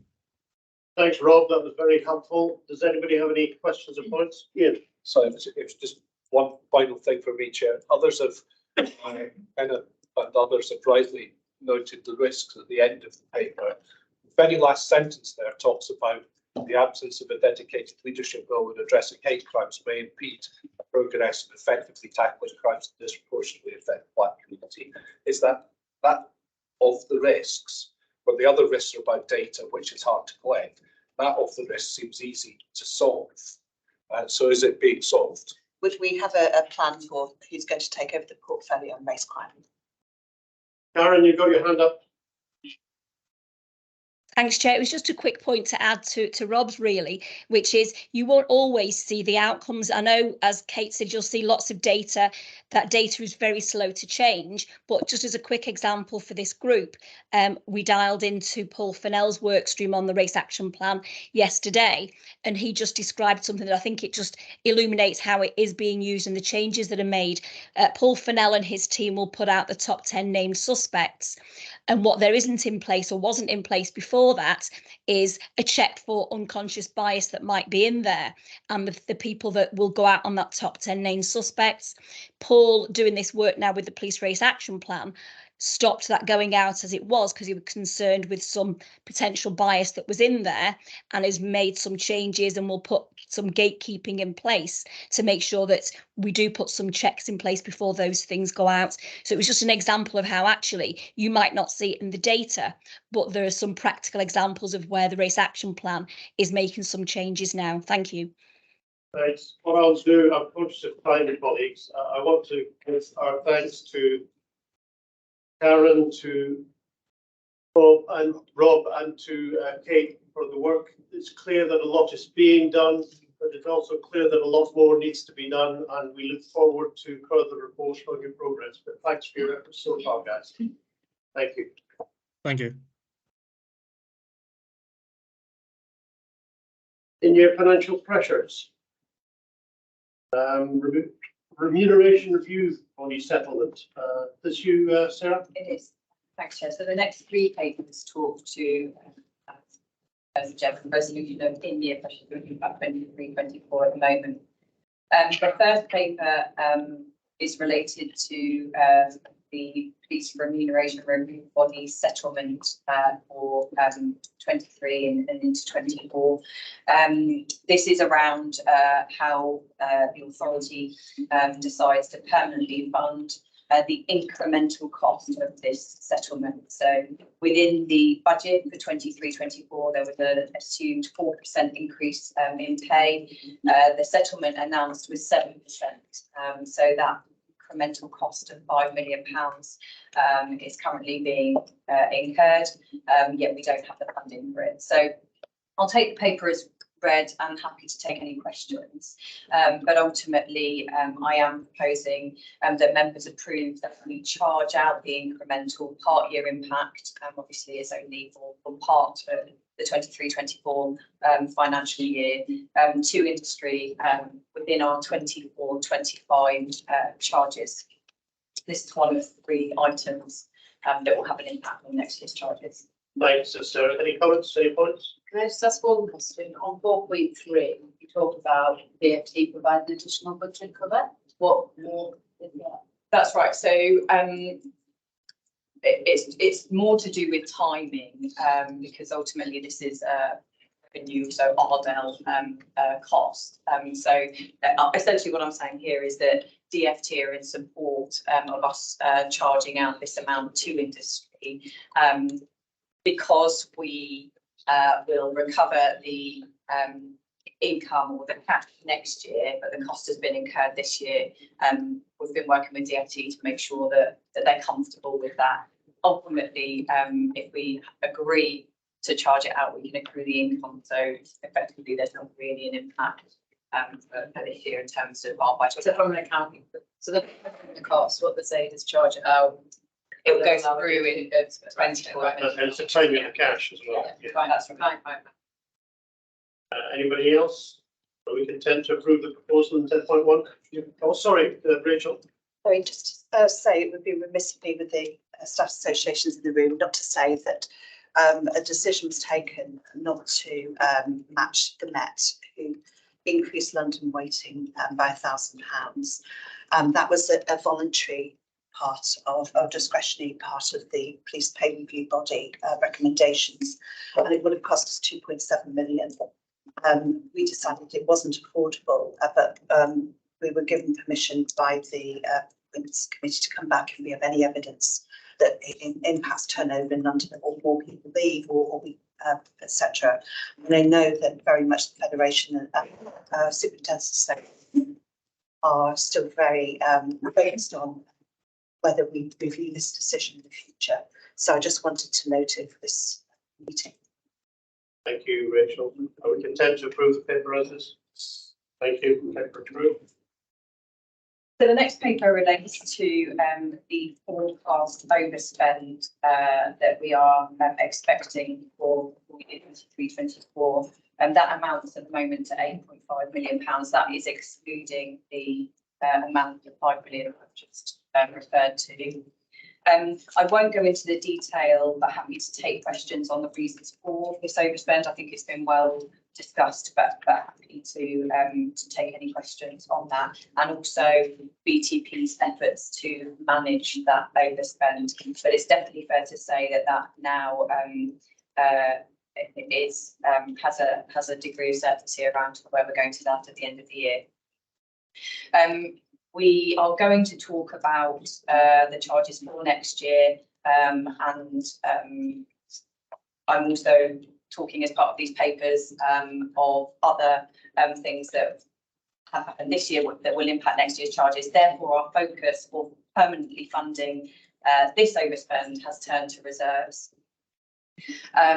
You will have seen as part of the papers some cash flow scenario analysis and modelling we've done, because one of a significant expense that will be incurred against the cash reserves relates to London Estates, which has been approved by the authority.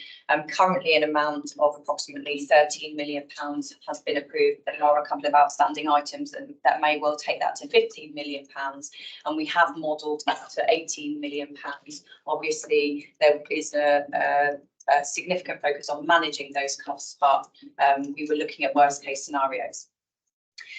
Modelling a cost of £15 million for London estates suggests that only £2.8 million of this £8.5 million overspend could be funded through reserves before our prudent reporting threshold is hit.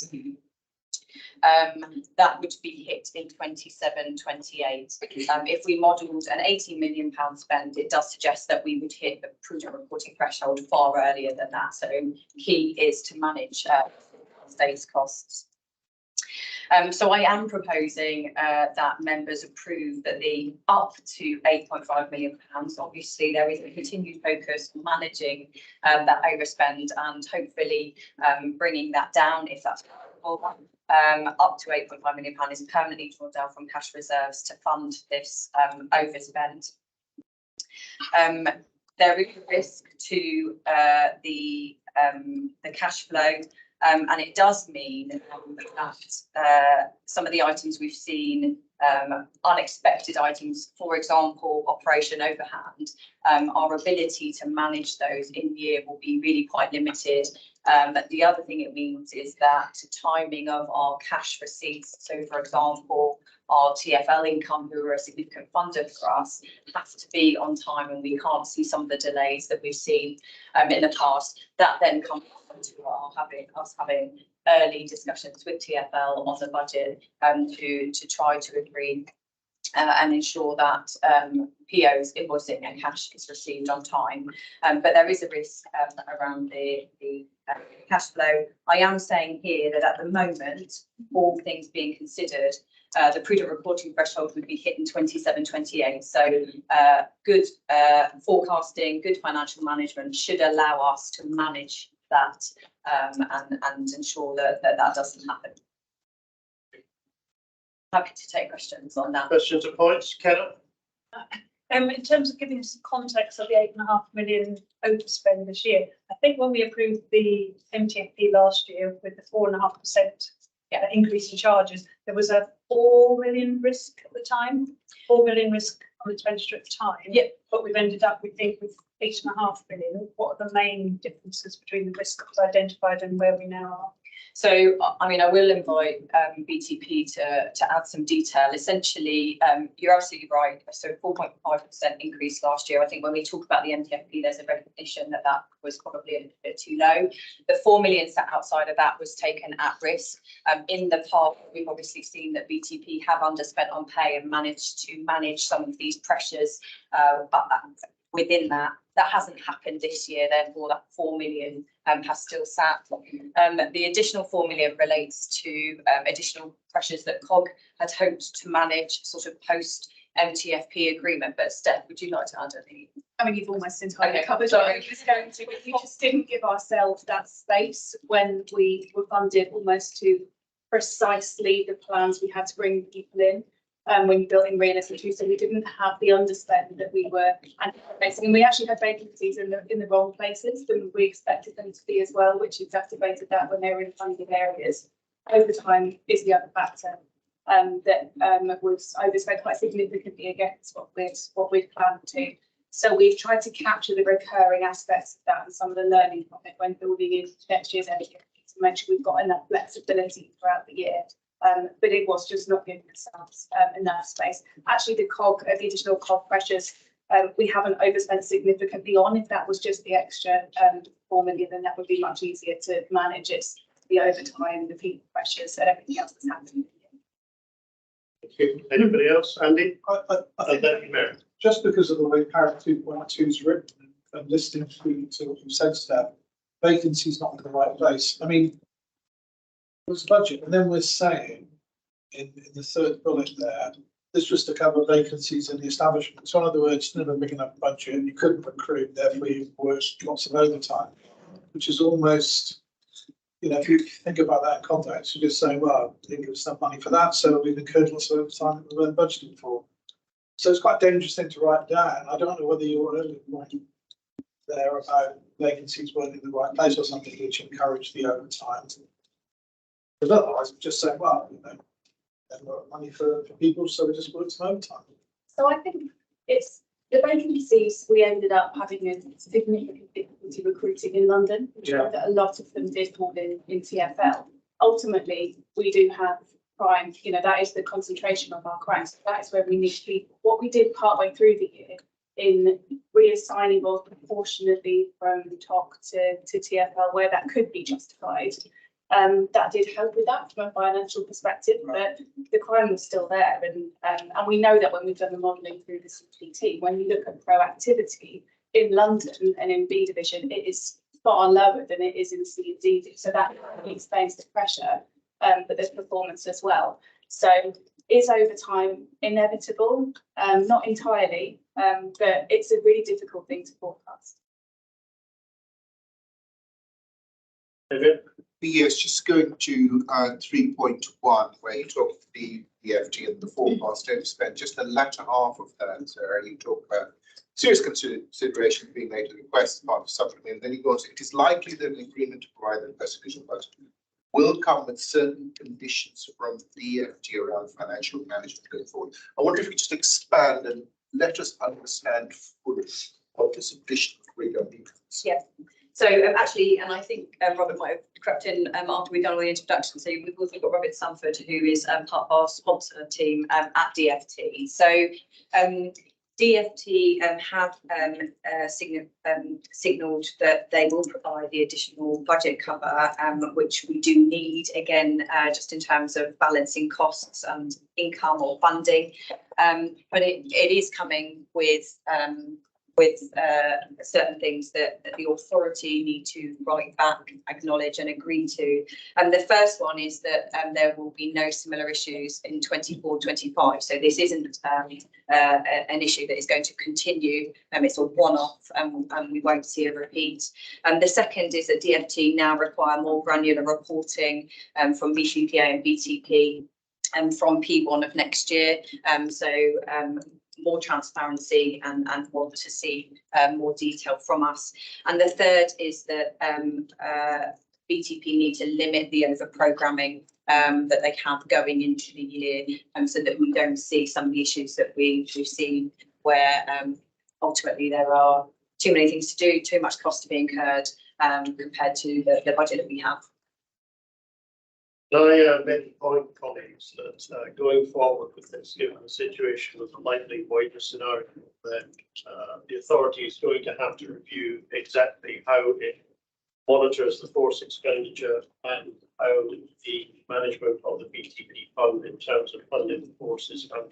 And we look at that over the next few weeks and come with some decisions in terms of how we want to structure that better, stronger oversight. Can I just make one point on reserves? So absolutely get DFT saying, so I think you're flagging the right point here, which is there are other big programmes of work, London Estates being one, that if they don't come in on cost, you're going to find quite a difficult situation to be in. And the growing costs probably won't be well received when it's something that will be seen to be in the control forced on the authority. So I think it is just to point something that we are probably going to have to stand before Chris.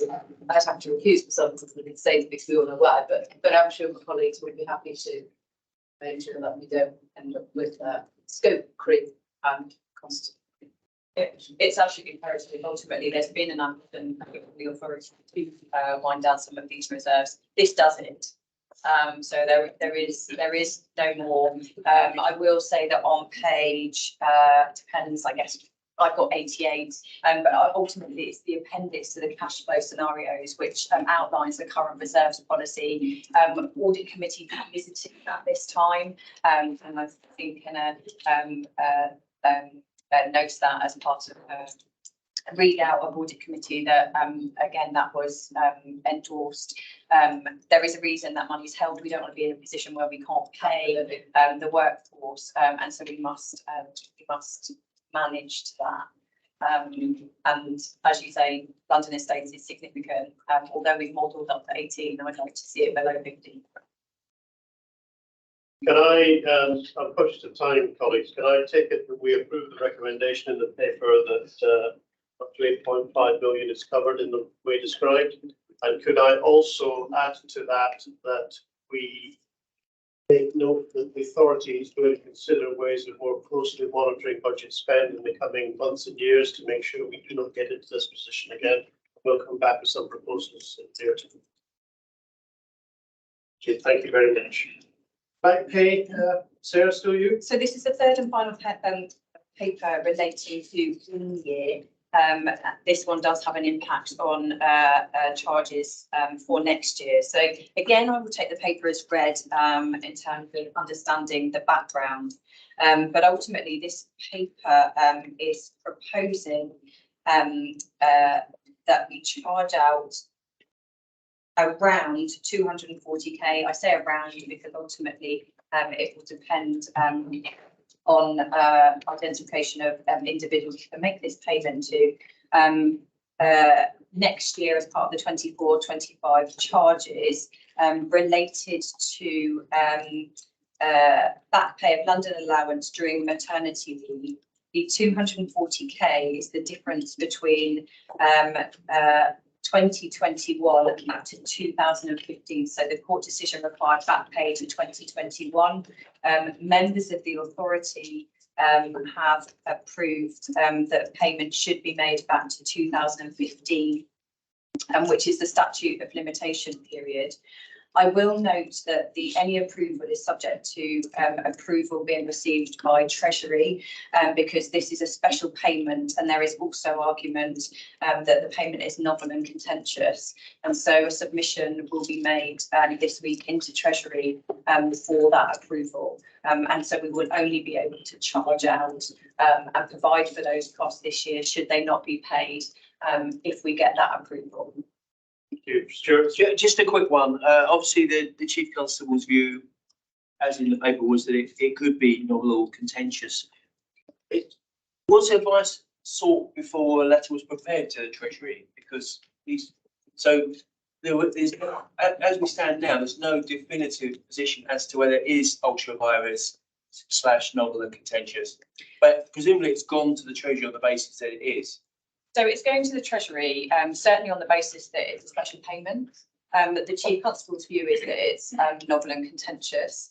I think that there is an argument for that, and it will go to Treasury essentially, for their confirmation. But ultimately, it's a special payment. We have to go to the Treasury anyway. There has been a slight difference of opinion between authority members and the Chief Constable. I won't speak for you, and so if you would like any more detail on that, I'd ask the Chief to speak. So I suppose my question is there a mechanism to claw that expenditure back if the Treasury say that is not? We will not be paying anything out until the Treasury have approved. Right. Thank you. Nor will we be charging. Nor will we charge it out. Yeah, that's very clear. It wasn't no criticism, but it wasn't very clear from the report what the status was of where we were on the Chief Constable view on it. Thank you. Ultimately, the Treasury will have to apply on this one. You don't charge it. Yes, great. I think it's material enough. We don't have to do anything silly like reopen accounts or anything. It's only in another authority that's become an issue. No, so I mean, I can double check that, but it's small enough that it doesn't. No, I think discussion briefly. You've already had them, yeah. It's even the de minimis is above 2. Can we note this paper? Sorry, I just wanted to say that because it's not really contentious, whatever the words are, they normally separately note the annual accounts. And the chief as would give her reasons. I just wondered, what were your reasons? For what? For putting this forward that it should be. Well, I don't agree. I mean, my position isn't that it should be paid. I mean, that was what went through committee. I discussed it at the last meeting. So we've gone back to, from a legal perspective, we have already paid back to the level where we felt it should be paid. This is an authority decision to take it back to 2015. So I think that's been rehearsed in the committee, and we discussed it at the full authority, a couple of full authorities. So the novel and contentious is one aspect of it. I feel, based on our legal advice and the advice from my sort of leads in this area, that it isn't necessary to go back to 2015. Right. Okay. So whoever, all right. So in any event, it will need a note of explanation, so I'm not quite sure it does. Yeah. So we have to go to the Treasury to ask for approval to pay out because it's a special payment, and in doing that, we'll have to address the issue of whether it's number of percentages. If they approve the payment, because our recommendation will be that it should be paid, then we will charge it out, and then we will have to address how it goes in the accounts. If they don't approve the payment, we won't charge it out. It won't. No, that's We absolutely will fine. manage the disclosure in the Yeah, account. the disclosure, Yeah. who signs the disclosure is the question I'm asking. So, Well, us as the employer. yeah, The authority is the employer. Yeah. so he, Statutory employer. We sign the disclosure. Yeah. Is that not? Where we give our reasons why we've said that this should happen. so we will prepare the annual report accounts like we do every year, and we work with specifically Harriet Andrews at BTP on these items. The required disclosures, depending on decisions, will be made. Ultimately, the authority recommend Hugh to sign the appropriate parts of the accounts. That's clearly that goes up to Yeah. Ofcom, because it's, you know, they are citizens who trawl through that sort of thing.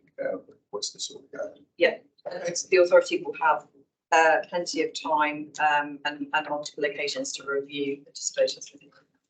Okay, can we note this, please? That's for proof. Approval, sorry, can we approve the recommendation? Thank you very much. Budget and NTFP, do you want to give us an overview, Sarah? I will give an overview and then obviously invite Yeah. to highlight some of what has previously been presented. So this is in respect of the budget for 24-25, and there is a 5-year MTFP. But consistent with prior years, we are focused on the approval of next year's budget. There is some discussion over sort of support of the journey that BTP are looking to embark on, but I am asking members to the budget for next year only. So as a reminder, back in August, a commission was issued to BTP asking to model a central scenario assumption in terms of an increase to charges for next year of a maximum of 6.5%. So BTP has addressed that scenario, and members will have had the opportunity to review those papers. And like I say, Steph will talk to it in a bit more detail. Both options, so BTP have ultimately presented 6 options. The first 2 options address the 6.5% uplift, and it's noted that both options would result in a worse performance than today, as well as station closures across C and D divisions. There are a further 2 scenarios which suggest that BTP would be able to maintain the service currently provided. And it is one of those options, option 2B, where they would be able to maintain performance and the proactive policing time, which is currently 28%, but through remodelling of their resource and rebalancing the workforce, which is an ask of an uplift in funding of 8.7%. I won't talk about options 3A and 3B. I'll leave Steph to talk about that in terms of ambition for the future. I will focus now on what BTP have proposed. So they have asked for an uplift ultimately of 9.8% for next year. So that is the 8.7%, which talks of maintaining service levels today, rebalancing and ultimately changing the operational frontline model. And maintaining the proactive policing level of 28%. And it recognises also, though, that there is an investment needed to get to that position, because that is not where they are today. And further asks for a £2 million uplift in the capital budget. So altogether, BTP have asked for 9.8%.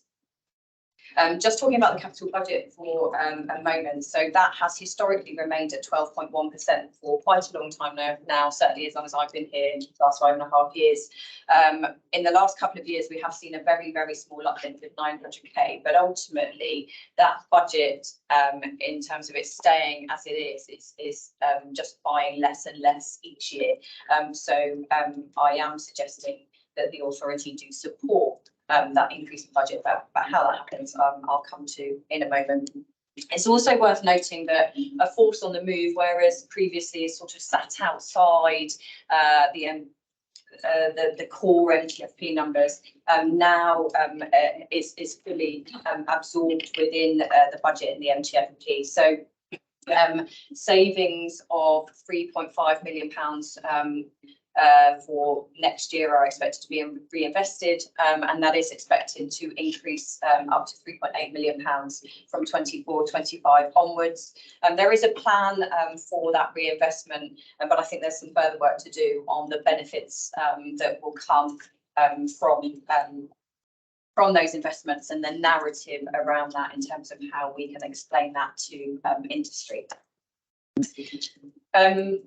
I will move on to the recommendation that the authority has made and highlight some of the things that need to be considered. So we are, or the executive is recommending to members that they support an increase of 8.9% in the PSA charges with respect to next year's budget.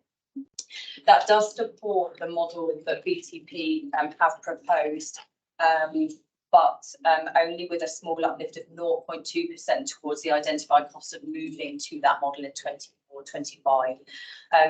So although the executive is suggesting that members support an additional £2 million increase to the capital budget, how BTP look to manage within the overall increase of 8.9% is up to them in terms of what is needed to deliver that new model and the need for the £2 million additional capital budget. So I would recognise that this budget proposal is very generous. 6.2% of that relates to the pay increase. So I've talked about the 7% settlement for this year. That is a £16 million additional cost for next year. So that is wrapped up within this increase. So you could argue that there is 2.7% left. Within that is a 4% pay increase, and then the non-pay contractual inflation increases that have also been factored into that. So that is how one way it can be broken down. I would say that it's a reflection of the times in terms of us being in a run-up to the election, but we should definitely recognise that post-election the landscape will be very different. It is also the last year of the SR, when we are expected to go into a new 3-year spending review, where there will be some real challenges in terms of the budgets that we are looking to prepare and the efficiencies that we will be expected to deliver. In terms of the risks, the main one I will highlight is that this proposal is not reflective of the wider rail industry. So the passenger rail services are under huge budgetary pressures. From my discussions with individuals at the FT, they're being asked to find efficiencies tailored to each TOC. And there are continuing discussions around the possibility of service cuts. So with the overspend we're seeing this year, as well as what I would consider will be an outlier in terms of proposed increase in charges for next year, BTP will stand out. And I am fully expecting a lot of questions to be asked from multiple stakeholders around how we're holding BTP to account, and also what operators will get for this budget increase. The other point to make at the moment is around efficiencies. So I do have a section 6 around efficiencies. So I've talked already that two of the key projects within A Force on the Move. So layers and spans and the CT review have delivered or will by the end of this year have delivered around £3.5 million of savings. So that's just over £14 million over the next 4 years. That is all pinned for reinvestment. And there are limited further cashable savings at the moment. So the key one coming from the London estates, which is to be £1.4 million going forward. Although I will say that that has been ring fenced for the next 5 years to offset some of the cost. BTP have done a fair amount of work over the non-cash releasing savings. It's definitely fair to say that it has been highlighted that there's a £9.2 million efficiency as a result of the new operating model. There's some more work that needs to be done, and obviously that model isn't proven at the moment, but we shouldn't lose sight of those non-cash releasing savings and some of the other projects and initiatives that yield the non-cash savings. But what I will say is that the narrative at the moment, I don't think is strong enough. We need a better narrative, both in terms of cash releasing savings going forward, as well as what benefits the current plans for investment are going to deliver. We need to be able to tell the story to operators. I don't think that that's fully there or hasn't fully come to the forefront, and we need to continue to work on that. The final point I will mention again, because it would be remiss of me not to, is around the cash reserves. So there will be a continued pressure. We've talked about it already, and we must maintain our prudent reporting threshold, and we must make sure that we continue with that to make sure that we can meet all of our amounts due. And I will stop there to take questions and clarifications. Members, colleagues. I know I should say for the record that we have been poring over all of this for some time, and it's not merely a reflection of this meeting. Members have been given several opportunities for us present at the point and not have been up with the social material. Kenna. Just to come back to the achievability of the assumptions around numbers of officers. So the starting point, I think, is the budgeted number for March next year with a gradual ramp up over the course of the year. I think the budget proposal is based on achieving the end number, and that's what's going to help us put the changes in to get there. But how realistic is that ramp up in numbers given our experiences in the past year, particularly in London, which we know is our fault? Beyond realistic, if there can be such a phrase. I think what we look to do is using proactivity as our variable from the evidence base of this NCFP, but how many people we need where to get to that 40% proactivity. Even if we tried as hard as we possibly can next year, we can't get to that level. So we looked at churn, we looked at what we can do, where we can release bottlenecks, and then we mapped that all against what is realistic, what is funded, learning the lessons from last year's the allocation of some of the intakes we've got. We've factored the recruitment freeze from this year as well, that we will have a dip at the beginning of next year too. And my team have calculated the numbers in relation to that, and that's where we've ended up with. So we've got that little bit of space at the beginning, but we know fairly realistically where we're going to be. And we're actually much better at recruiting now. We are quicker at vetting. We are better at bringing people through than we have been. And we are much more linked in Rachel and my team at forecasting. So I'm quite confident it is realistic. So just to add to that, this proposal only relates to the PSA charge. So we will need to have further discussions on the budget for TfL, our EPSAs. So need to be as tight on those as Steph has talked about in terms of the PSA funders. And so can I have a follow on that? Yeah.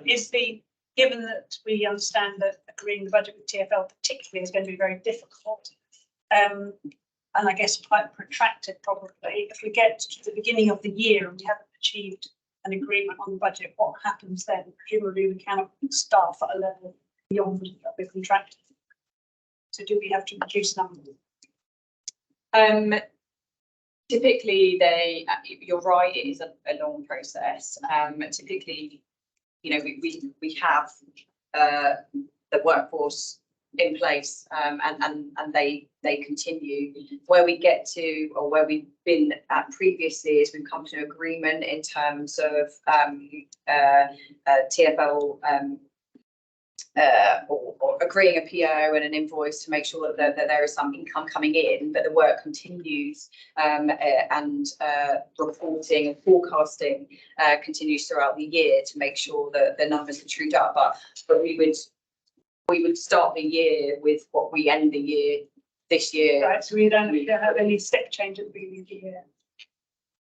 The impact is on cash. I'd say that's where it feels the most risky with TfL, because based on what we're forecasting at the moment, if we don't, for the last couple of years, if we have the same arrangement where we can't recover the income from period one, we will dip below the minimum cash reporting threshold from period one, and by June we won't have enough to run the payroll. So we do have to watch that really carefully, and Sarah's right, engage with TfL early on what the charge will be. Okay, Fiona?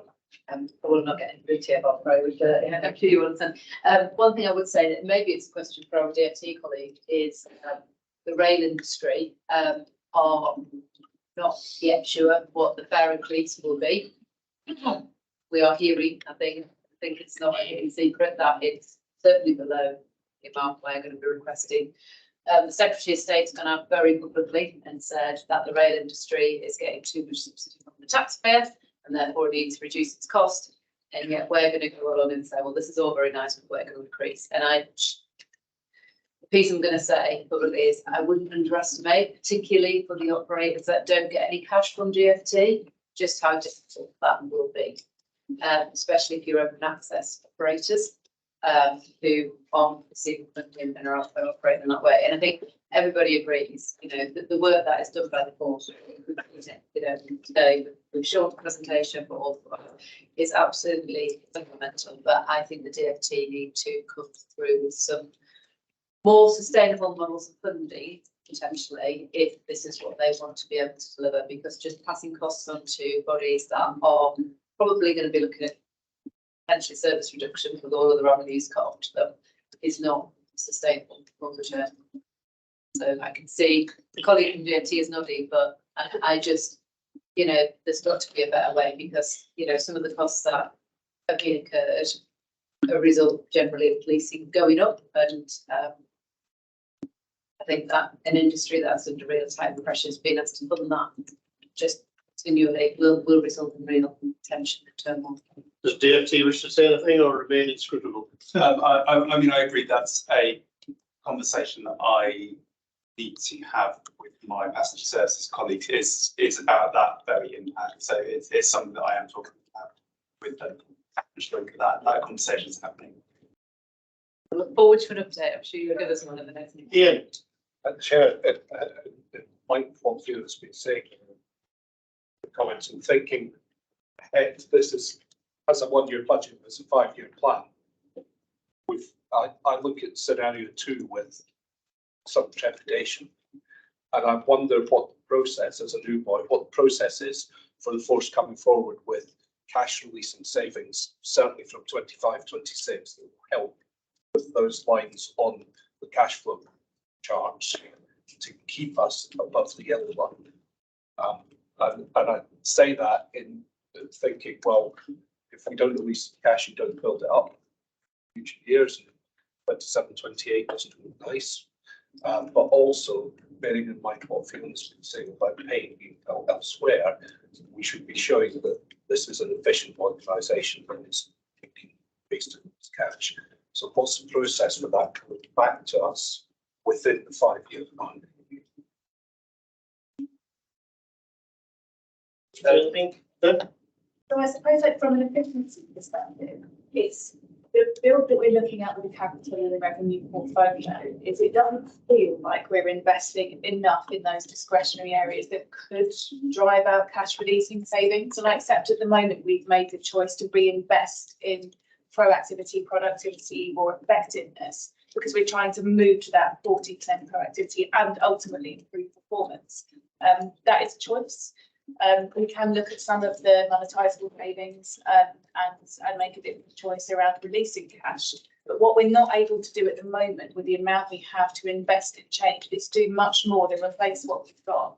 And when COG got together recently and had to make those difficult choices about the portfolio for next year, that was really tough. Some of the big ticket items that we want to do that we know if we don't do it now, they're not going to make the big savings until years down the road. We just can't afford to do because we're spending so much on replacing our equipment. So the elements of the MTFP proposal will help us get to that more confident space around efficiencies. And as Sarah mentions, the new operating model being just over £9 million more efficient than what we would have if we were to roll forward on the current ways of working. Not easy to get there. Next year would be very much a transition year, but we are really trying to do that. And seeing this through the prism of the government efficiencies framework has helped us articulate it. So, Chair, that's fine, but the point is that if things don't go to plan, then you probably need to be building up a bit more cash in reserves from 25, 26. So is that a feasible time to start looking at some of those efficiencies releasing cash rather than all being put back into CERN? I mean, this is not something we consciously do. We do it all the time. But I think, the reality is there's some significant challenges at the moment. So, for example, if you look at our drones capability, it's really low. And we have already got a full business case, which is able to tell you that if we could find $250,000, which I think it's 5 million over 5 years, actually we could significantly reduce our headcount because the actual benefit to industry of drone deployments in terms of minimising disruption is outstanding. The cost benefit to BTP is that we could be a smaller workforce with a better technological and digital capability. So some of the discussions over the next year, we hope to be able to have discussions with the department and our network rail about how we can leverage the capability of other people in order to provide a better service, in order to be able to actually lower our overhead cost of the force. And there's a couple of areas where we reflect on that. Drones is definitely one of them, and there are some other areas which, the business case is just so compelling, but actually getting somebody to spend to save is not impossible at the moment. And that's the strategic challenge for us at the moment, because as we all know, the biggest cost of this organisation is headcount. So if we can deliver an outstanding service to the public, passengers and those who work on the railway with a smaller headcount, then that's where we want to be. That was always my pitch as Chief Constable. And you will see, I note in my paper, my biggest disappointment around the reprofiling is we've had to cut the data programme because that's, ultimately we can't afford it. So some of the things we need to do to demonstrate that are going to be tough. So therefore, I agree. I mean, Sarah's made the point that the reserves is getting to the position that we will need to build it up. You will have to look and work with the authority on the options to do that. But you can't get the same service for less investment, and that's where we need to be. And obviously our growth area, significant growth area at the moment, is sexual offending. And it is growing exponentially because we are getting the confidence of passengers to report it. And the impact on Charlie's world in terms of investigative capability, our digital world in terms of retrieving the evidence. We need to have our accreditation for our forensics capability. It's all a significant cost. And I think Steph's point is the key point. At the moment, we can't do anything other than cyclical replacement. So the innovation in order to be cheaper in the longer term is not possible at the moment. Sure. Thank you, Chair. Very briefly, the thing that concerns me is that there was a report last week by the Resolution Foundation which said that non-ring fence departments beyond 2025 are potentially looking at a spending power reduction of 16%, and DFT is a non-ring fence department. We've already discussed earlier about The money saved from High Speed 2 is not going to necessarily be a capital cash cow. It's going to go ring fence into Network North. But my worry is if you don't have clear, demonstrable savings targets now, and then you go into 2025 with that very less than benign financial from government financial regime, it's extremely risky. I don't think that I've got the answer to that, but I think we need certainly the paragraph 6.4 about there not being a compelling narrative is something that is going to possibly land badly with stakeholders.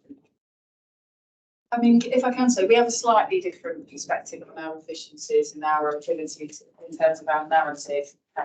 Whether it's understood and felt by people, I do get that's a viewpoint. So some people are feeling our narrative in a way that we feel stronger about than actually people are on the receiving end of. So I think when you certainly look at some of the slides we've shown previously to members, which shows the sort of map in terms of the efficiencies that we've made, and actually our ability to deal with growth without asking for financial investment. So if you look at the growth in terms of the investigations and the work around violence, particularly disruption, and if you look at the sexual offending growth, we haven't actually come to say we need a great strong financial investment in order to be able to deliver with that. We've reinvested and cut that cloth differently in order to be able to consume that. So I don't quite share the same reflection on our ability to demonstrate our efficiencies, but I do totally accept that that's not being felt at the moment. It's a conversation that Ron and I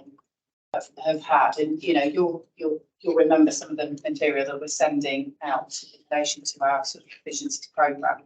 Alistair's doing a lot of work at the moment in order to look at how we can seek to plug this gap and demonstrate the efficiencies in a way that's felt differently by people. And you know, we constantly have to have that narrative on the industry. But of course, the industry's narrative back to us is very different. It's like we want more of you, we want to see more of you, and we want more and more.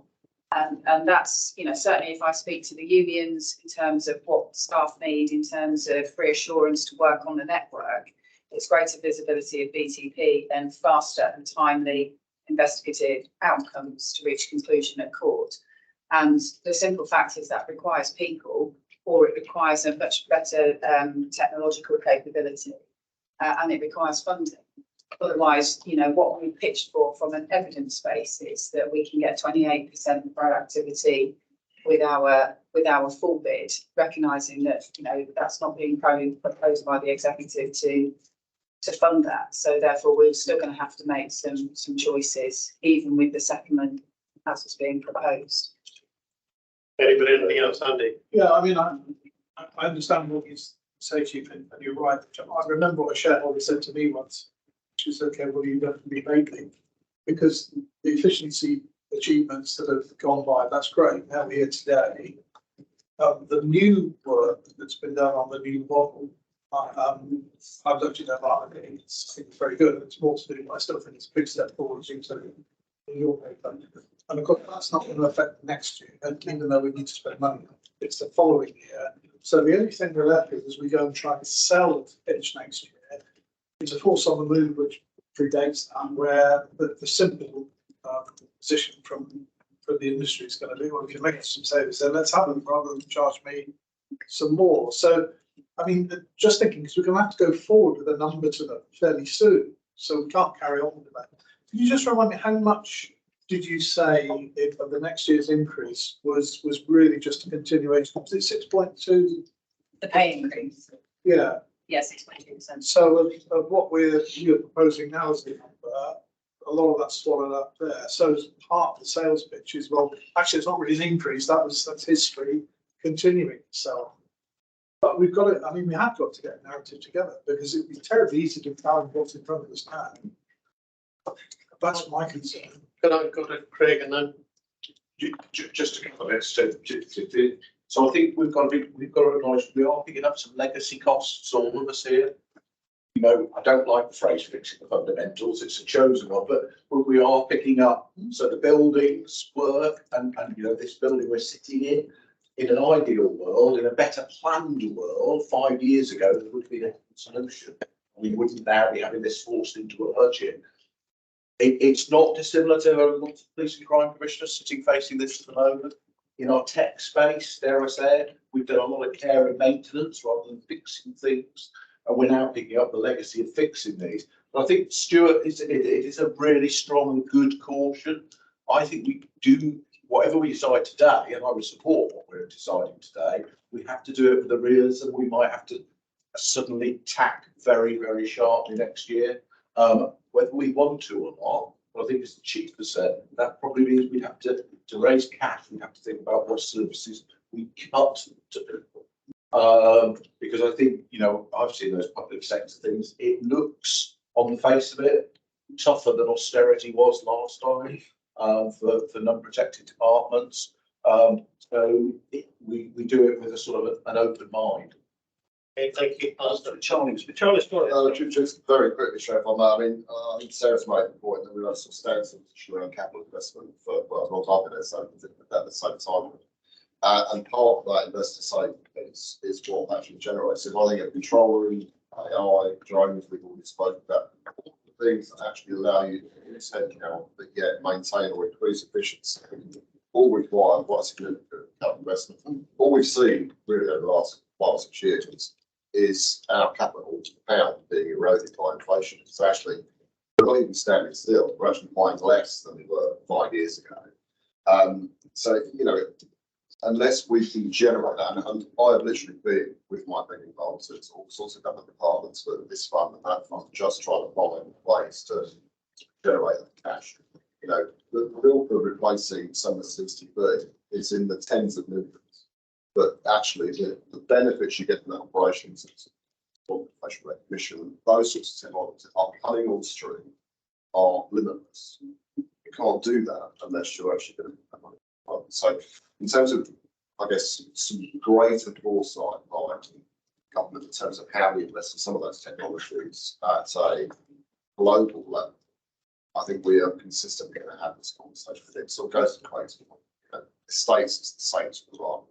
You need to build now if you're going to actually release some of that cash efficiency. Thanks. Nick? Just worried that we're going to be here next year and the year after and the year after that. It's going to be Groundhog Day in an ever worsening financial scenario where Lucy and colleagues are saying you can get what you can afford to pay for, and if you don't give us more money, we can't do what you want us to do. It seems to me the debate we're not having, and it's probably not for now. I would suggest it's a debate for an incoming government, whatever, is how do you fund, which is transport police, that fundamental question. Because having been here nearly 2 years, I'm still struggling to get my head around it. So we can charge what we like to the train companies, although they'll whinge. We have to negotiate with my friend from TfL, who's definitely going to whinge. Personally, not me, but And we're going to go to a begging bowl for a few pots, and we'll ask DfT to bend a few accounting rules if it's a bit edgy. And that seems to be my experience the last 2 years. That's totally different from what I'm used to from before, working alongside Home Office police forces. I'll take the point crazy, because police and crime commissioners dealing with the same issues with a different funding model. But I would suggest that if we have got any bandwidth, either in the authority or the executive, any political goodwill, we should be actually challenging the funding model. Because we'll just be here year after year after year.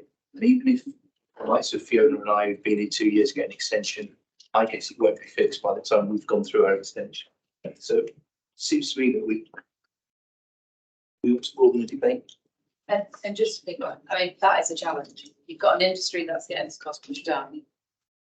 We want to make sure we can solve crime. We all know if you don't solve crime, passengers won't come, then the funding for the industry gets degraded. Where does it stop? So either the DfT need to step in and say, well, actually, we'll fund this separately, and it might be through a charge that they make directly to the operators or whoever. Or, as you said, we're going to be sat here every single year with. Of course, I'd love to sit here all afternoon about these grand strategic issues. Yes. Sorry, if it's grand and strategic. Grand and strategic. was really, I mean, Craig's made the point several times since I've been here, remember long-term sustainable funding model. There's a point around sort of future funding. I was going to make 3 points originally. Breaking up the first one, which was the legacy issue. If you can force on the move investment right way up there, it's deliver cyclical savings year on year, which we achieve points. But actually, I mean, I sort of joke about this sometimes. It's sort of a force on the move. It's a force that almost stands still in some element because of what's in there. It is about playing catch up. It is about investing in stuff we should have done all the time. That's one. The second point, sort of Charlie's made around that, you know, efficiency and the cyclical conversations we have around what we need to invest in to achieve the longer term efficiency. Technologies is undoubtedly one of the two things that we separate advantage, drones, CCTV, etc. We tried our hardest internally and externally to be successful to gain funding there. The last point I was going to make goes to Andy's point around efficiency, which was, yes, we've delivered on efficiencies through a force of move, but actually this 5% that's proposed comes with the caveat of remodelling in force. And that remodelling will involve absorbing the additional part of the additional demand and the growing pressures that we see in the force. Operation Overhand has served a whole number of issues, for example, that we haven't faced before. In a way, I almost wish we'd done this funding discussion, or Overhand had come before a funding discussion, because, you know, that's got additional long-term consideration around pressures for us, where the industry, BTP and the rail becomes a specific developments. So I guess the remodelling bit shouldn't be forgotten. Actually, with this segment becomes an internal remodelling plan around frontline policing and then CI and everything else to absorb some of that additional pressure. Steps paper talks quite rightly that we've done, you know, through the capacity planning tool, a lot of work to be accurate in space, identifying demand, identifying resource. It talks about, without integration, potential growth in demand of 21% over 2 years. So we have to be efficient. I think, you know, this is key to us. Right, Sarah, then India, and that's it. So all that being said, I do think that the cash releasing savings target we currently have is too low. So with a budget just short of £400 million for next year, we're looking at sort of 1.4 million going forward. And I do think that that's too low. The non-cash releasing savings that have been articulated, that's a choice. And I think that we need to look more at that in terms of what the opportunities are there. And I think that the capacity planning tool, looking at sort of some of the productivity and the activities of officers, gives that opportunity. But I think if we don't start looking at that now and thinking of a plan as to what else can be done going forward as we move into future years, as we move into the next spending review, something could be put upon us. So I do think that we need to continue to be ambitious in that area, and we need to keep the pressure on there. Okay, agreed. Emir? So just going back to 6.1, I think, so if I look at other organisations with the DfT family, similar turnover, when you use the word efficiency, you actually do deliver it. It's monitored all the way through. So for example, it's a big similar sum. We account for every single penny, every single month. So one of the rigors that I think we have to have is that this 14.8 is measured at periodic points of time where we can actually see discussion. If you look at reinvesting a saving, what you normally do is you then say, I will put another business case and show what's going to happen. Otherwise, you can't spend it. And that is interesting. So it moves along because your whole basis at the moment is on this tool that's showing you that so many officers in, so much out, but it's not proven yet because you haven't got 100% data in any way.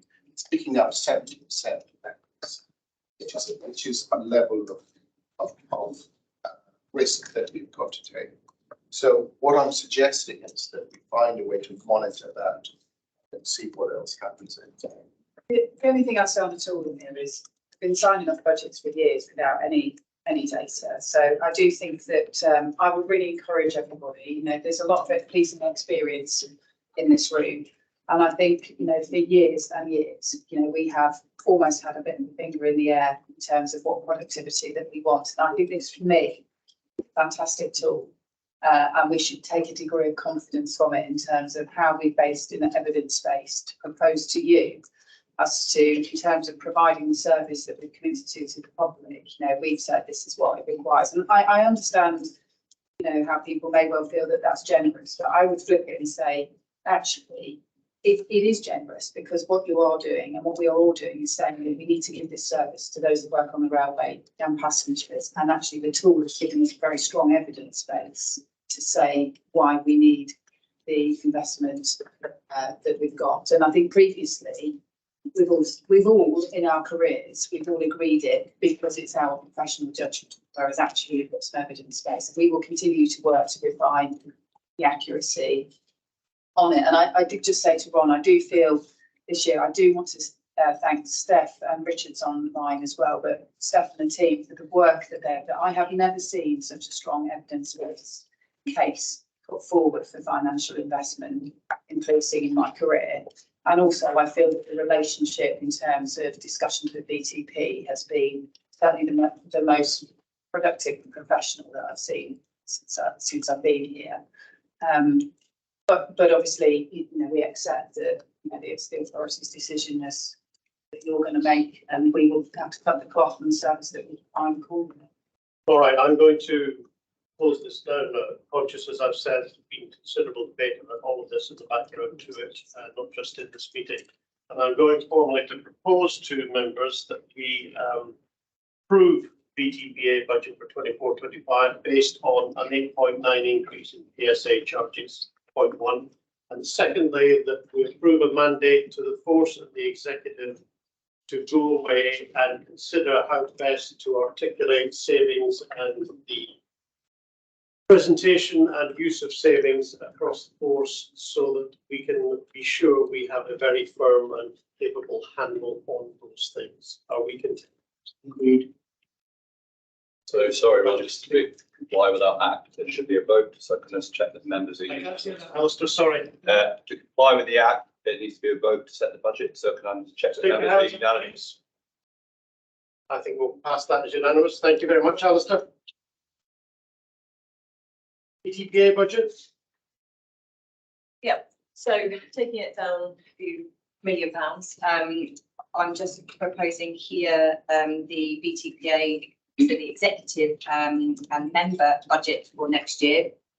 So in summary, the Q2 forecast sits at 7% below budget, and that's due to underspend on headcount. So the majority of the budget relates to headcount, so our members and then the executive team. I'm proposing a budget of £2.8 million for next year, so that's 5% higher than the 23-24 budget and 12% higher than the 23-24 forecast outturn. Again, this is due to headcount, so both in terms of the executive and ensuring that we are up to our establishment. We're carrying a couple of vacancies at the moment, and importantly for our members. So we are moving from 10 up to a maximum of 16 next year, although we will lose one, so taking us down to 15 going forward. It also incorporates, so the executive were awarded the pay increase of 7% again this year, so that's rolled into next year, as well as the salary assumption for next year. There is detail on the non-pay costs. They are minimal. They are largely sort of linked to BTP, so our audit costs and external, our actuarial services costs.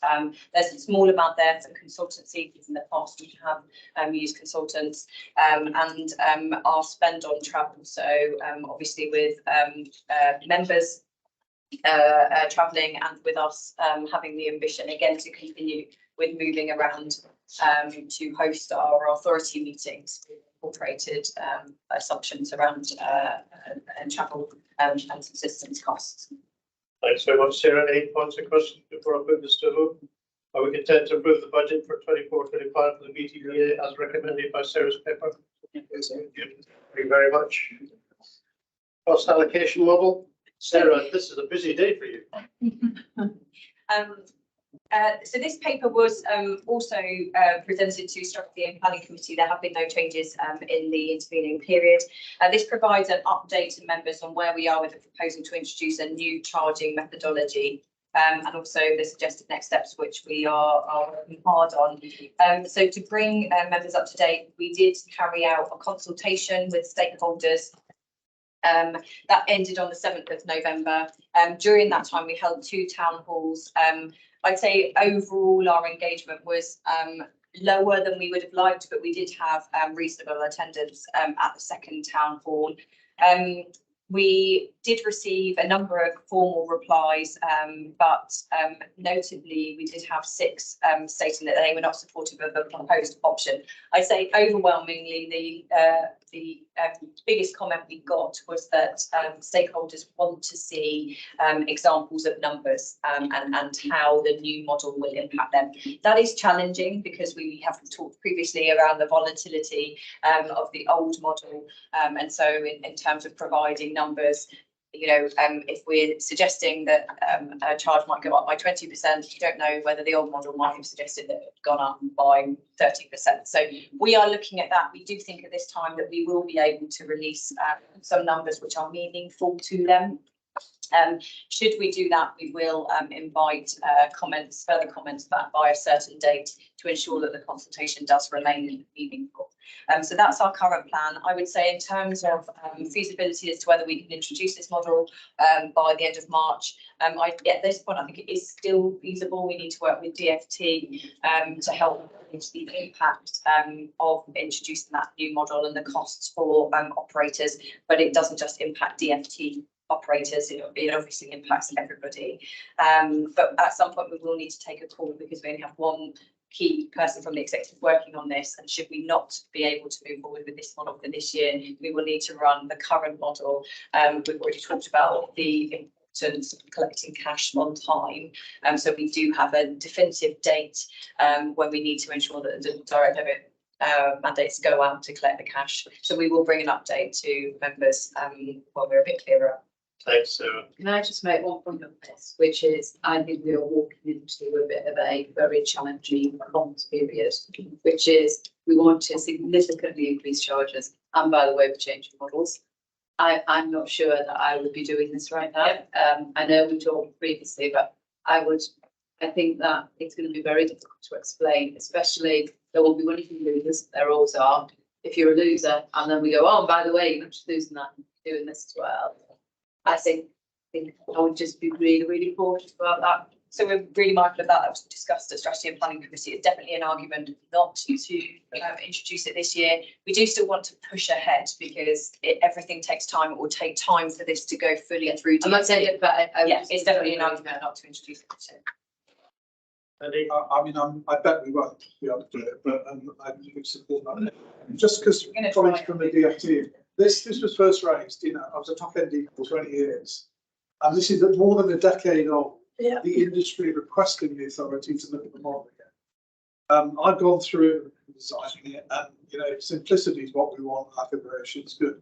To get it in, you have the luxury of making this a zero-sum game, because it is for you, and you can make it so for TOCs by adjusting targets and so on. And it's a stroke of the pen job really to bring it in. And that's just such an obvious thing to do, and I know it's never obvious, and you will get the thing in the industry ultimately. So if I can say anything based on experience and so on, just do that, because it won't come in the other way. We'll just have forms out. So please. Okay, consent to note the paper. And the caveat raised by members taken on board, which have been already. And I'm delighted to tell you it's lunch. But I would like a very quick lunch, no more than 15 minutes, because we are well behind time. Right.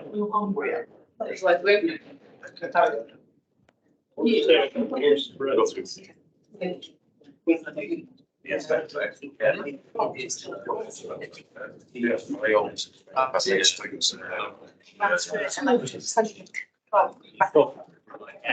halfway through it, you have to get through it, it's, have a good rapid.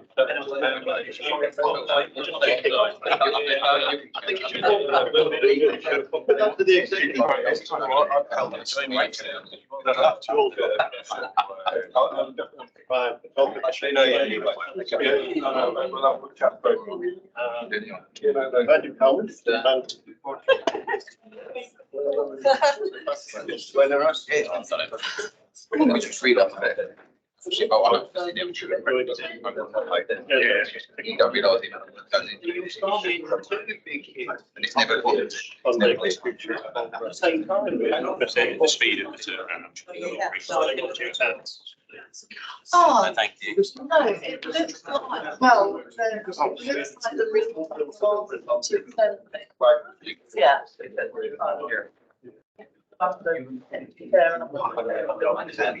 I think people argue, well, okay, and so, yeah.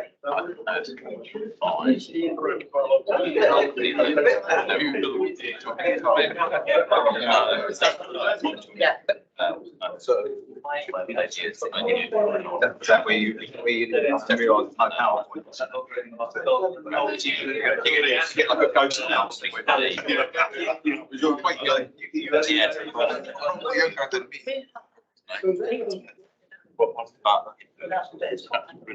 Very, very, I mean, it's all around. I'm not pleased, right?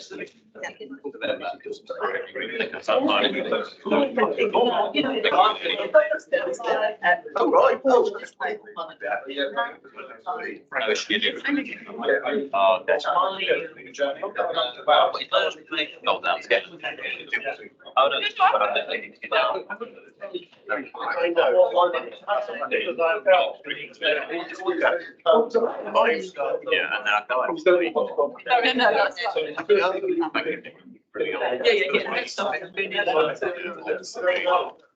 Really get some money. We can do that.